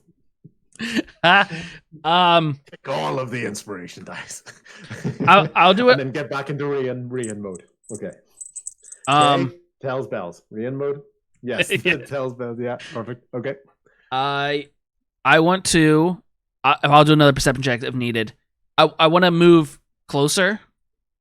Still trying to kind of go from box to box, and I want to lock in if I want to try to see the face of the bigger person coming down, and I'm still trying to count or look at interactions if there's other crew members kind of following with him, if he has like a gang of people around him, or if it's very much like he's kind of standing by himself. There's people taking stuff on and off the. I'm trying to clock who is with him or who is just a worker that is getting stuff done for the boat.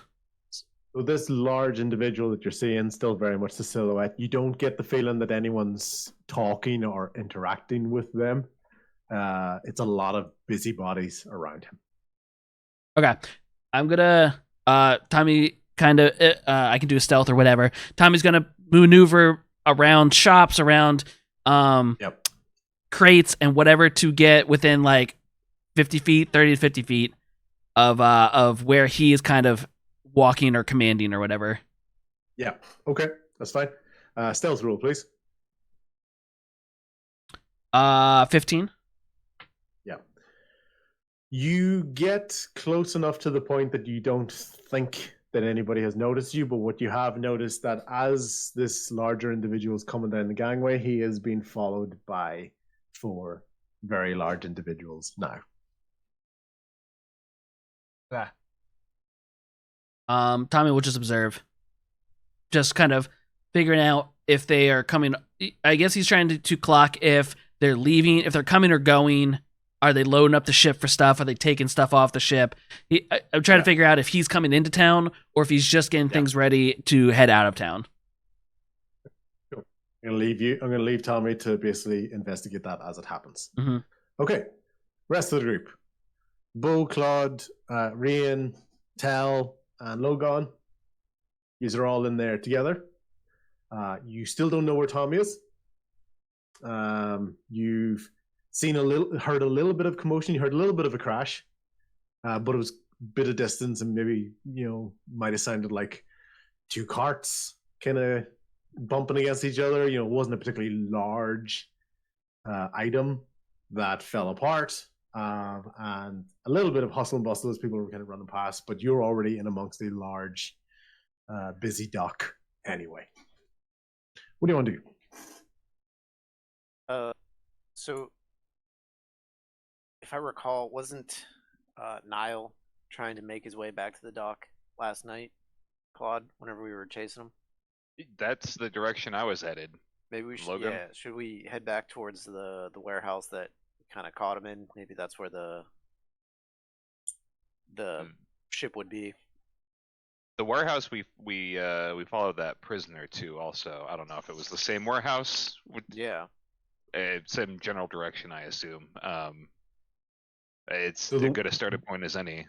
Yeah. So the one so at the far end of the docks, based on the position of where the cash windfall was, and these other ones. Okay. There's basically 4 large, kind of relatively simple rectangular shaped dock storage warehouses along the waterfront. The one furthest from you, let's call it on the very left hand side, is the one that Niall fell through. Yeah. The one on the right hand side is the one that you investigated as part of your investigations from the night before.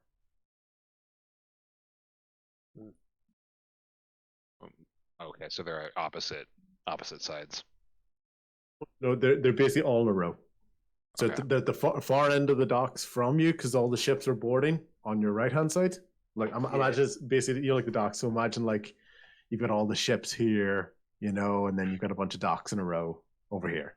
So, let's say you came down this way. This is where the plaza and stuff was. You got a bunch of ships here. kind of in a row, and you've got some warehouses all lined up. You- Oh, I realized I'm pointing at the Discord version, not the actual not the actual on the screen one. So Okay. Plaza and Marcel warehouse to this direction, this side. Kind of forget these boats that are here. Boats that are docked, warehouses. Right. Yeah. So let's imagine this is the one where Nile fell through.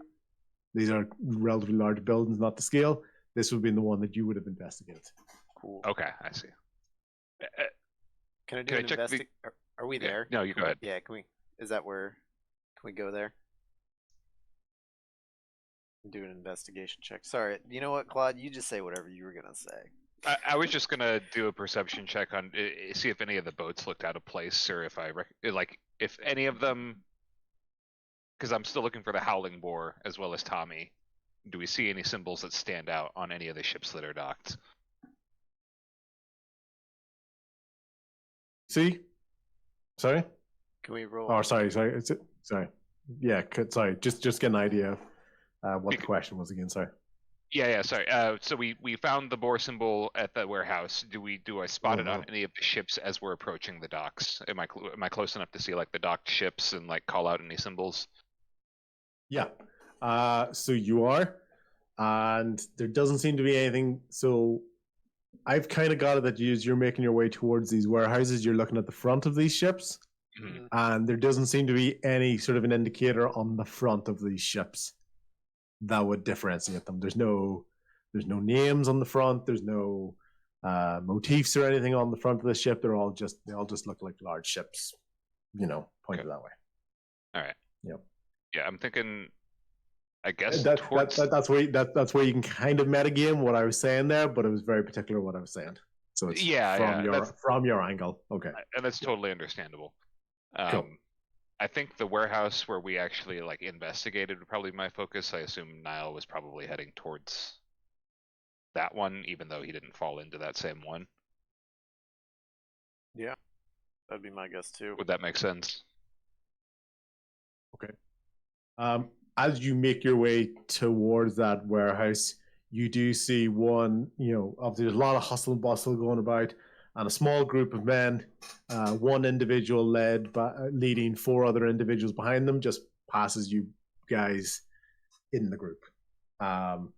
Just to give you an idea of the context of where you are and the timing of things happening, but they look like sailors, they look like any other sailors, they look like any other people on the boat, so outside of metagaming, there's no particular reason for you to be all like, "Hey, who are you, stranger?" Tommy's seeing where they're going. That group. Your group has no reason to interact with them. So I'll kind of nip that one in the metagame bud right there. Got. But Cool. So you're going towards the warehouse, yep? The one that you investigated. Towards the same one, yeah. yeah, well, yeah, the docks that are around the warehouse, right? Because we're looking for the ship. Okay. Yeah. Cool. Okay. What you are basically finding doesn't seem to be any sort of. There's no guards, no official guards around the place. You're seeing a couple of burly sailors around the same warehouse that you had seen before, but they're not in guards uniform. I found it odd that nobody's on guard here. Does anybody stop us as we approach the door? These guys, they're smoking. They're playing some cards at the thing. They're right at the entryway. They're like, "What do you want?" My name is Claude Marcel Brightward. I'm here on behalf of the Marcel family, investigating a disturbance, and can I try to do it in an intimidating manner? It's kind of imposing. Understand? The moment they heard Marcel, they went, "Oh, yeah, of course. Captain Zane. Captain Zane was. That doesn't matter. That's above my pay grade. But yeah, come on. You can check the stock for yourself. Yeah. I'm gonna ask them directly. We've heard reports of a ship called the Howling Boar. Have you heard anything about it? The perceived friendliness that you had here in the Marcel now disappears when you don't know what the Howling Boar is. He's like, what do you... Actually, just go away. Insight Yeah. check. Yeah. Yeah. Balls. That was a nat 1. Total of 4. Okay. Yeah. Maybe you had your eyes down while you were you're like puffing out your chest, sort of trying to be intimidating. You didn't pick up on it. Everybody else in the group saw this very, very clear change in demeanor with the walk, and they responded seemingly positive to the very first thing that you said, and were about to get up and kind of let you in. The moment you asked about, is there a ship called the Howling Boar? Then they shut down. They're like, whoa, whoa, whoa, whoa. No, just go away. I was gonna Get say, out of well, here. now, gentlemen, we were instructed to come down. and meet Jealous. we were instructed to come down and meet with Captain Zane. So I think you could show a little more respect and let us Deception through. check. Deception check with disadvantage because Claude's just after asking what is the Howling Boar. Beautiful. All right. Deception. Where is that? I'm a direct guy. I'm sorry. All right. It was going that's, so well what's until you that? opened your mouth again. I'm gonna roll these. All right, I got a 14. Yeah. They're not. It doesn't matter what you say now. That's after what happened. No, they're not buying it. They're not buying it. In fact, what they do is they bang on the storage warehouse door. Mm-hmm. One other big guy comes out of the door. Yeah. Yeah. Go for it. Another big guy comes out the door and goes, what? I think we got a bit of trouble out here. The other one comes out, and then the other one kind of sticks his head back into the warehouse and goes, get out of here. And he steps out. So there's 3 large sailors. Not like Navy sailors. Like they're not in any way official gear looking. They are people that are not impressed with this group of people encroaching on their warehouse. On the warehouse. Problem here? Does Tobin maybe start growling? Tobin's picking up in your body language, and he's. I think we should go. Let's regroup. We really need to find Tommy. But we're like, we always make trouble wherever we go. I think we should. Like, nobody's comfortable here right now. One of the sailors goes, you know Tommy? Shut the hell up. Yeah. No. Tommy, we've been for him. In a good way, looking for him. So we've been looking Like for you him want to too. get. You want to give hugs and kisses to him? Is that? Of course, we're his friends. We're just looking to catch up. We just want to chat. Just want to talk. How about we chat with your captain instead?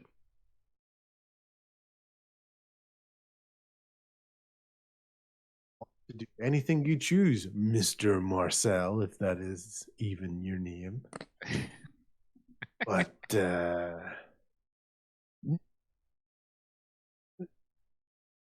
captain, I don't have a captain. Do you have a captain? No, I don't have a captain. Do you have a captain? No, I don't have a captain. Nobody's got a captain here. How about you just keep on moving? Well, it Have you sounds like seen? I guess you haven't seen Tommy, right? Right? You haven't seen Tommy today. Let's just say, if I seen Tommy, I think everybody in this port would know about it.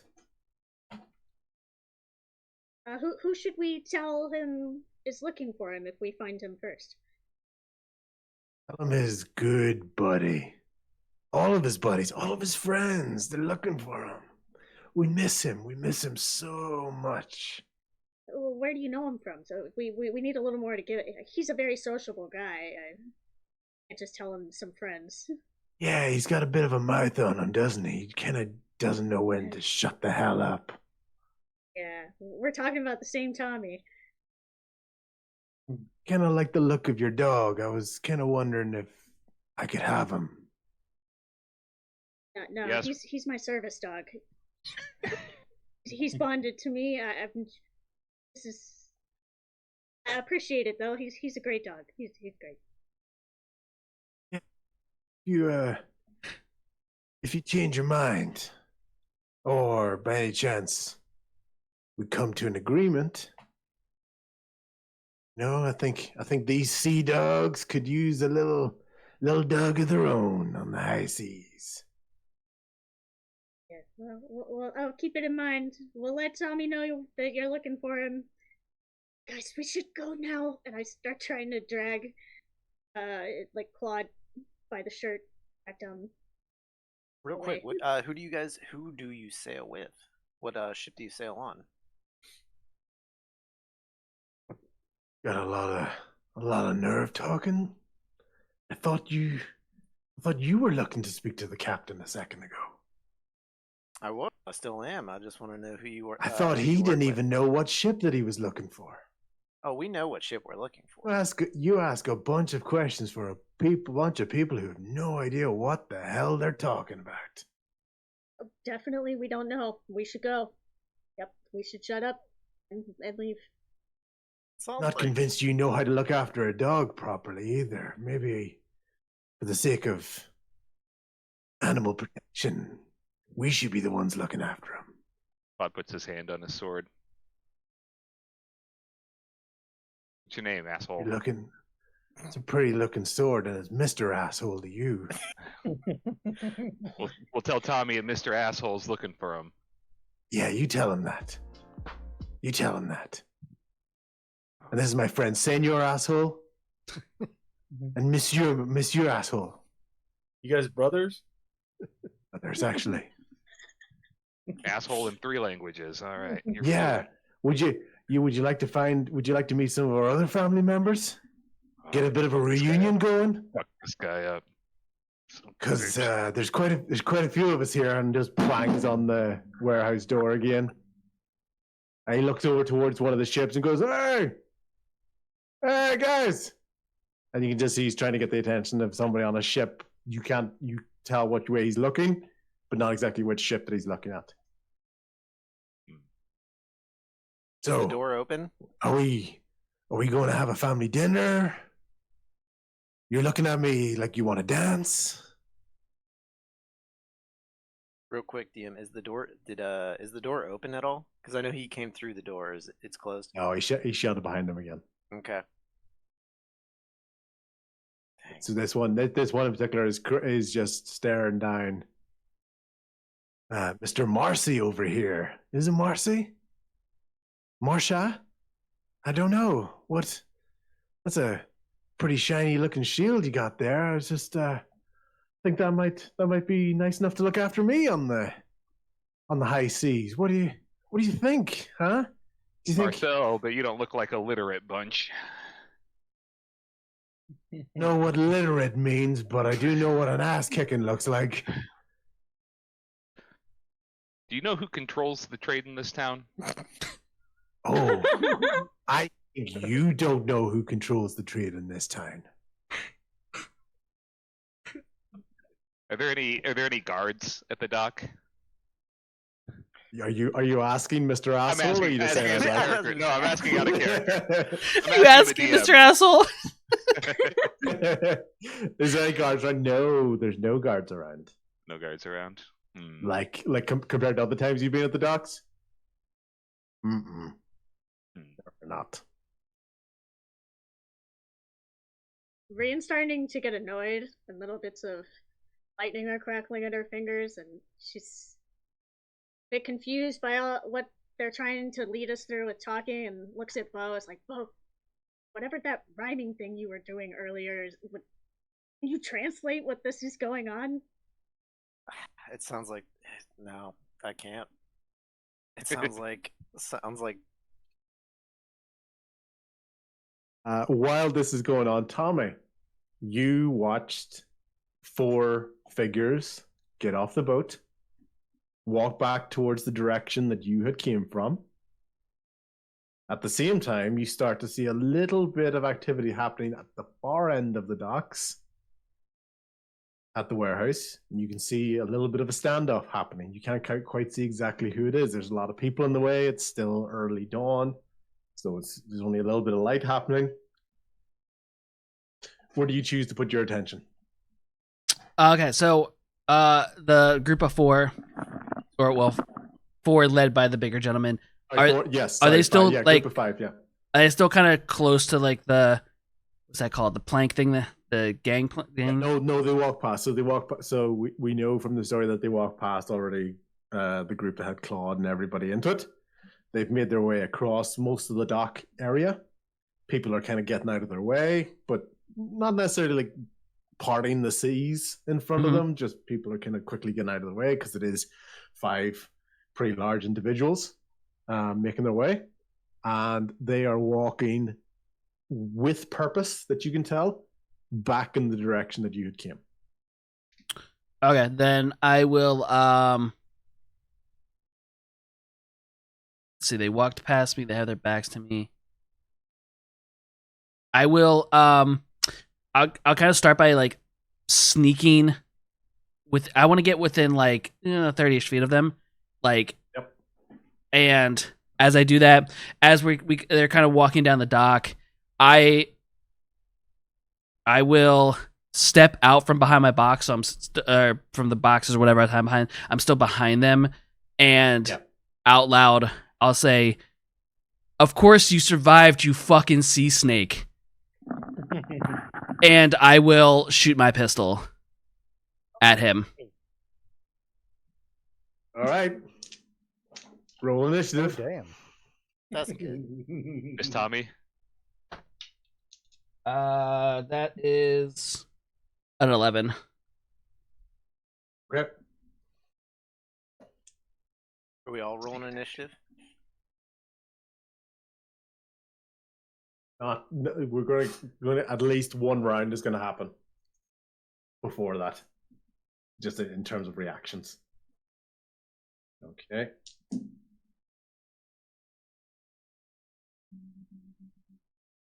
And Tommy, You got 11, yeah? Tommy does it. Yeah, Tommy does it very loud to announce to like get his and whoever else's attention. He doesn't give a fuck. He's seeing red right now. Okay, cool. Who were you aiming at? The tall leader guy. If I have, leader guy. Okay. I'm gonna try. I'm behind, so I'm assuming the 4 guys are kind of, sort of flanking him. In the way. I want to. Exactly. If I have it, I want to try and shoot towards him. But if I catch somebody that you won't have a clear shot. Okay. All right then. So if you want to hit him, it's going to be a really difficult roll because he's basically in cover, even if it's a human shield in front of him. Then he's going to be in cover and all that sort of stuff. So, like, are you actually shooting at somebody? Are you shooting to get their attention? Like maybe shooting up into the air? Or you just because I can kind of let you. I can still kind of let you do that, in a way. But they all know where you are and they're all gonna look. Is there? So there's me. There's them. Are there like? Is it the dock crowded with like stuff that they're kind of going around, or is it like a pretty much open dock and just people? There's just people around. They're in the open dock area. You're in around crates and boxes that are relatively quite stacked. So you're in pretty good cover, but they know where they're looking. It's a little bit of a maze. I still shoot my pistol in the attempt of trying to hit him, knowing that I might catch one of the other 4. Okay, cool. Roll an attack, please.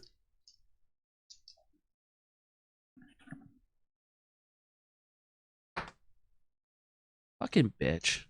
5. Yeah. Okay. You had surprise on that, but it was bad shot, crowd of people. Yeah, it is. It's just a let's call it a rush of blood to the head. a rash decision Mhm. that didn't come with the accuracy that you needed. Mhm. So it has messed up. I was trying to No, be creative it- for you it- because he doesn't deserve it. You clearly got the jump on it, but it's such a bad roll. Yeah, And that means you're a bad person and a bad player. exactly. And yeah, but yeah, okay. So you shoot, you miss, and he goes, "Of course you survive, fucking asshole!" Right? Okay, and turns around in the dock area, and this imposing individual, a well-worn sea face. You know, there's some scarring on it, but nothing necessarily sort of supernatural about it. You know, you got some scars across the face, some patchy skin and blotches, and almost overly tanned, like burned, like like almost like someone, like an old person who's been on holiday a lot, like almost like crispy brown, leathery skin on this physically imposing individual that you know very, very well. You know how he got his moniker that he's famous for, that you know, etc. And he just goes, well. If it isn't Mr. Townsend, welcome back to the fold, boy. Guys, let's take our friend in for a little reunion. Let's have him rejoin the family. They basically all swarm towards you in this initiative order that they had. I'm telling you right now, they rolled well on. Fuck their rolls. And because you had said you'd waited for them to be within about 30 feet, they're within 30 feet of you. So they basically all charge on you, and a combination of so you're going to have to do 4 different strength or dexterity saving throws to prevent from being restrained by them. So basically you have to pass 4 in a row or somebody's restraining you. Okay. Tommy shot his pistol, obviously missed the shot, turns the gun over for the butt, and it's just like arms and elbows going everywhere on the 4 people that are coming at him. So you want, did you say dex or saving or strength saving? So either, or do you want me? However, Tommy would try to get out. So if he's strong, he's going to try to push up. If he's dex, he's going to try to. Tommy's going to be more like slipping, wave. Try because they're probably bigger than him in the first place. So he's more using speed than he is strength. Yeah. So 4 dex saving throws. Here we go. Tommy got this. 6. Right, so right off the bat, the first one got you. So there's no point doing the other. There's no point doing Nat 20. Nat 20. Nat 20. So Tommy swings high at the one, but the other guy went low and hit him in the waist and took him down to the dock, and they're all on him. They've all just sort of dogpiled on you. At that point, fuck it. Tommy's enraged, like, you fucking son of a, I'll fucking kill you, absolutely screaming. And basically at that point, this individual that you know basically encroaches on top of you, as everyone has sort of pinned you down and lifted you up and sort of got your big arms and your legs, and they're just sort of almost kind of upheaving you. He goes, I've got a little bit of business to do in town, so you never actually got to meet the boss, so congratulations, you've got invited to the big table today, the real business table today. You're gonna get to see the boss today. Can I spit attack at him? Of course. Well, you don't have to attack yet, but you just spit at him because he's pretty much in your face. So, among all my curses, and he says I try to spit at him. Yeah. Okay, cool. Do we hear that gunshot? He heard Tell's bells earlier. Well, you will. You will in a second. You will in a second. Okay. Tommy, you spat at this individual. Mhm. Okay. Does a 17 and a 19 hit you? Yes, both do.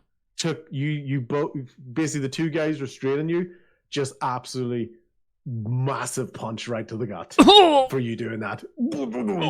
Yeah, so like I've completely taken the wind out of you.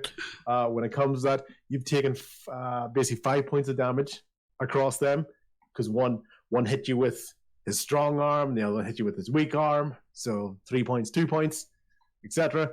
So wind completely taken out of you, right?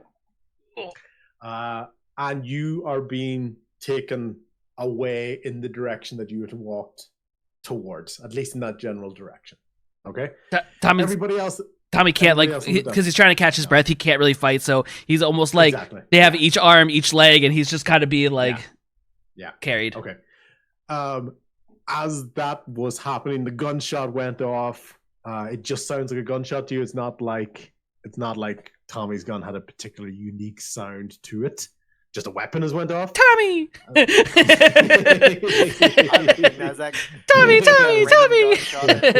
Yeah. The Tommy gun. I probably would have hit my shot if it was a fucking Tommy gun. More bullets to throw at it. The only thing that you would have recognized from the sound is that the fact that it missed. That's the only recognition. I recognize that whiff anywhere. It like went off some wood, like some boxes, so you heard like the of like of a bullet hitting boxes. So with that, you've heard this sound. It was a crowded dock. There's lots of noise happening everywhere. You've got these three burly guys up in your face. So you didn't specifically hear Tommy's voice because he was speaking to someone who's relatively close. He goes, "Of course you survived, you son of a bitch," or whatever he said. And the gunshots, so that would have happened. And even as he was talking, the gunshot happened first, so there would have been a bit of shouting, a bit of screaming. Some people who had ran from the plaza area, some people are now running away from the dock area. There's a whole bunch of shit going down. It's a very, very active morning for everybody. And Mr. Asshole, Senor Asshole, and Monsieur Asshole are all still in front of the warehouse, encroaching onto Claude. And in particular, it's Monsieur Asshole that wants Tobin. I was taking a real, like, Rian, when you're looking at him, you can't quite tell. He's got a lot of scars and a lot of sort of mishap with his face over the years. You can't tell, does he like dogs or does he think Tobin would look tasty? You're getting a real, like, I don't know what the hell's going on. There's a lot of stuff happening. There's a lot of egos clashing here. Rian's just gonna start lowly growling like Tobin. And Monsieur Asshole is now looking at you, and once again, you can't quite tell if he wants to bring you now on board.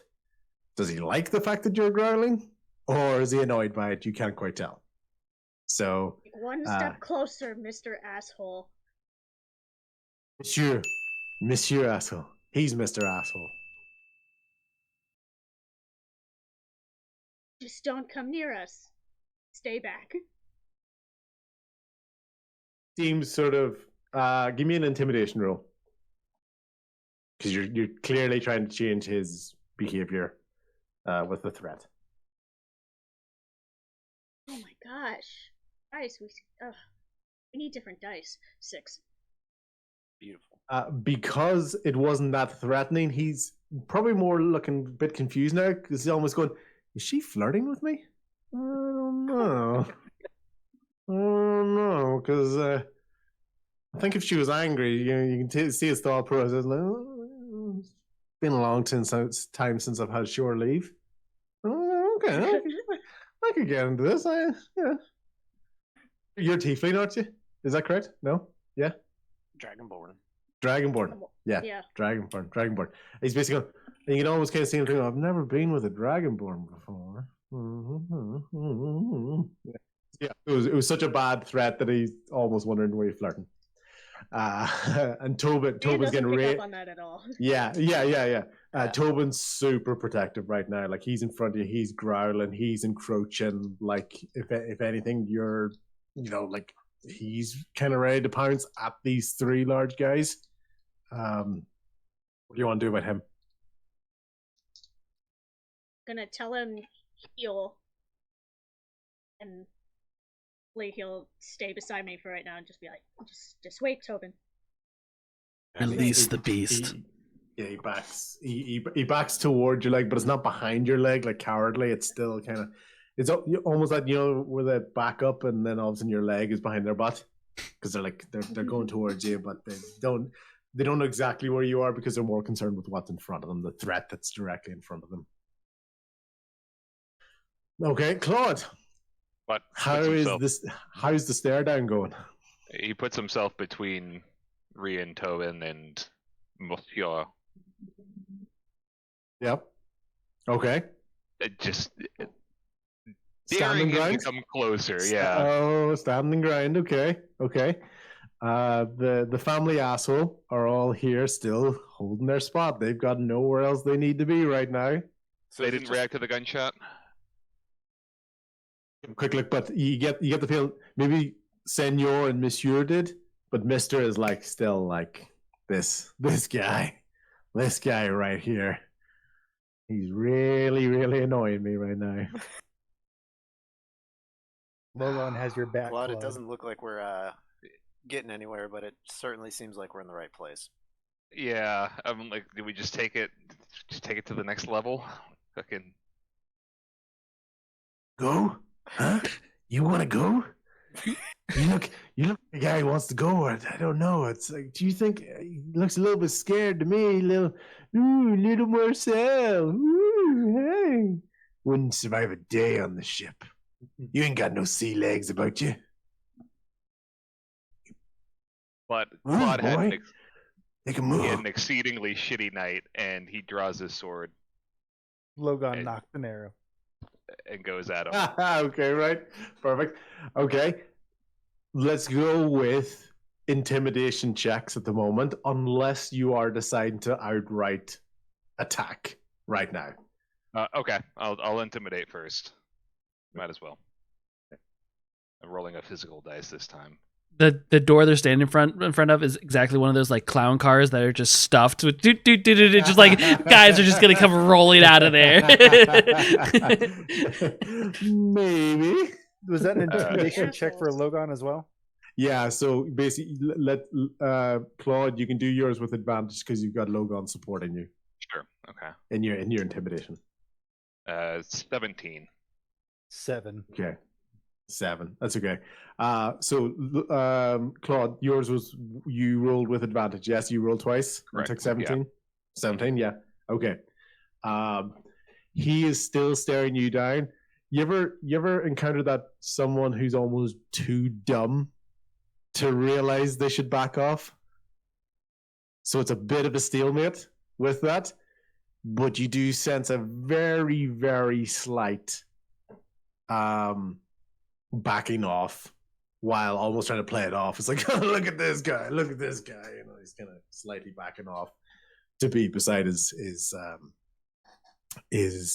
relatives. The asshole relatives.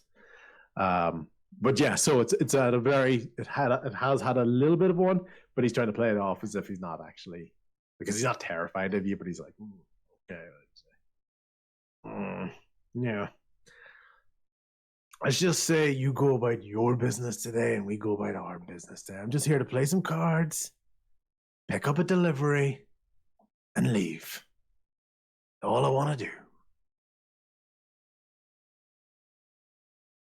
Claude's fighting the urge to just attack. I think Rianne was right about finding Tommy, but I want to fuck this guy up. He's gonna keep his sword, I guess, and just he's gonna back up without taking his eyes off of them. And at that point, he's going to give you a really slow clap. Goes, yeah, that's a really smart decision today. It's always nice to be around. It's nice to be around smart people who make wise decisions today. Yeah, I'm always down to kill a pirate. You just let me know. yeah. You take your friend. in his little dress that has all those eyeballs on it, and just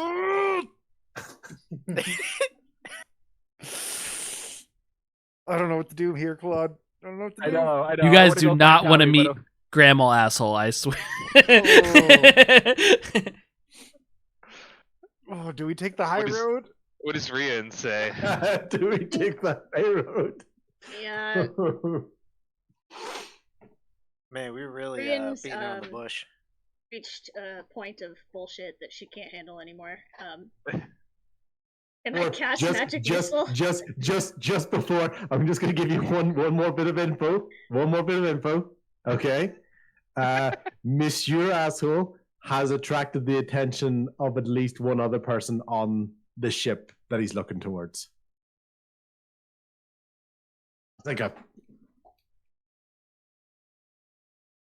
Definitely attracted somebody's attention, and he's beckoning other people over. He's got reinforcements coming.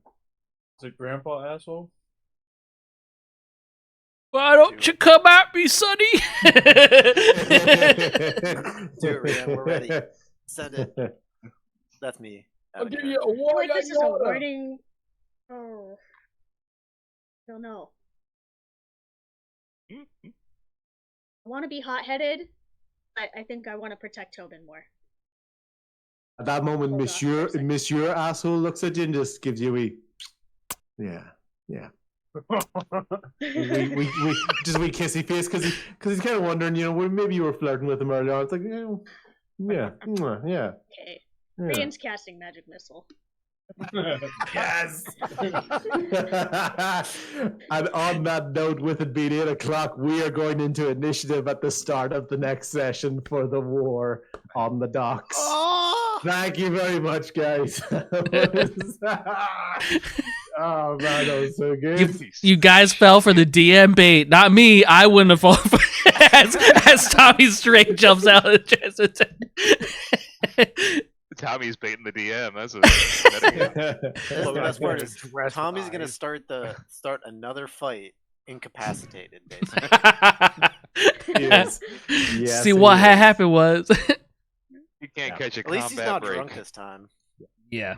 And I'm going to give you one more bit of info. Just as we're about to kick off, you hear some more rumbling in the background. The ground begins to shake again. In the distance, you notice Oh, shit. a very large explosion at the mountain that you were looking at before. The smoke is billowing. It's very clear there's lightning and there's molten lava traveling down the side. The smoke that's billowing up, though, it's not just randomly dispersing across the sky.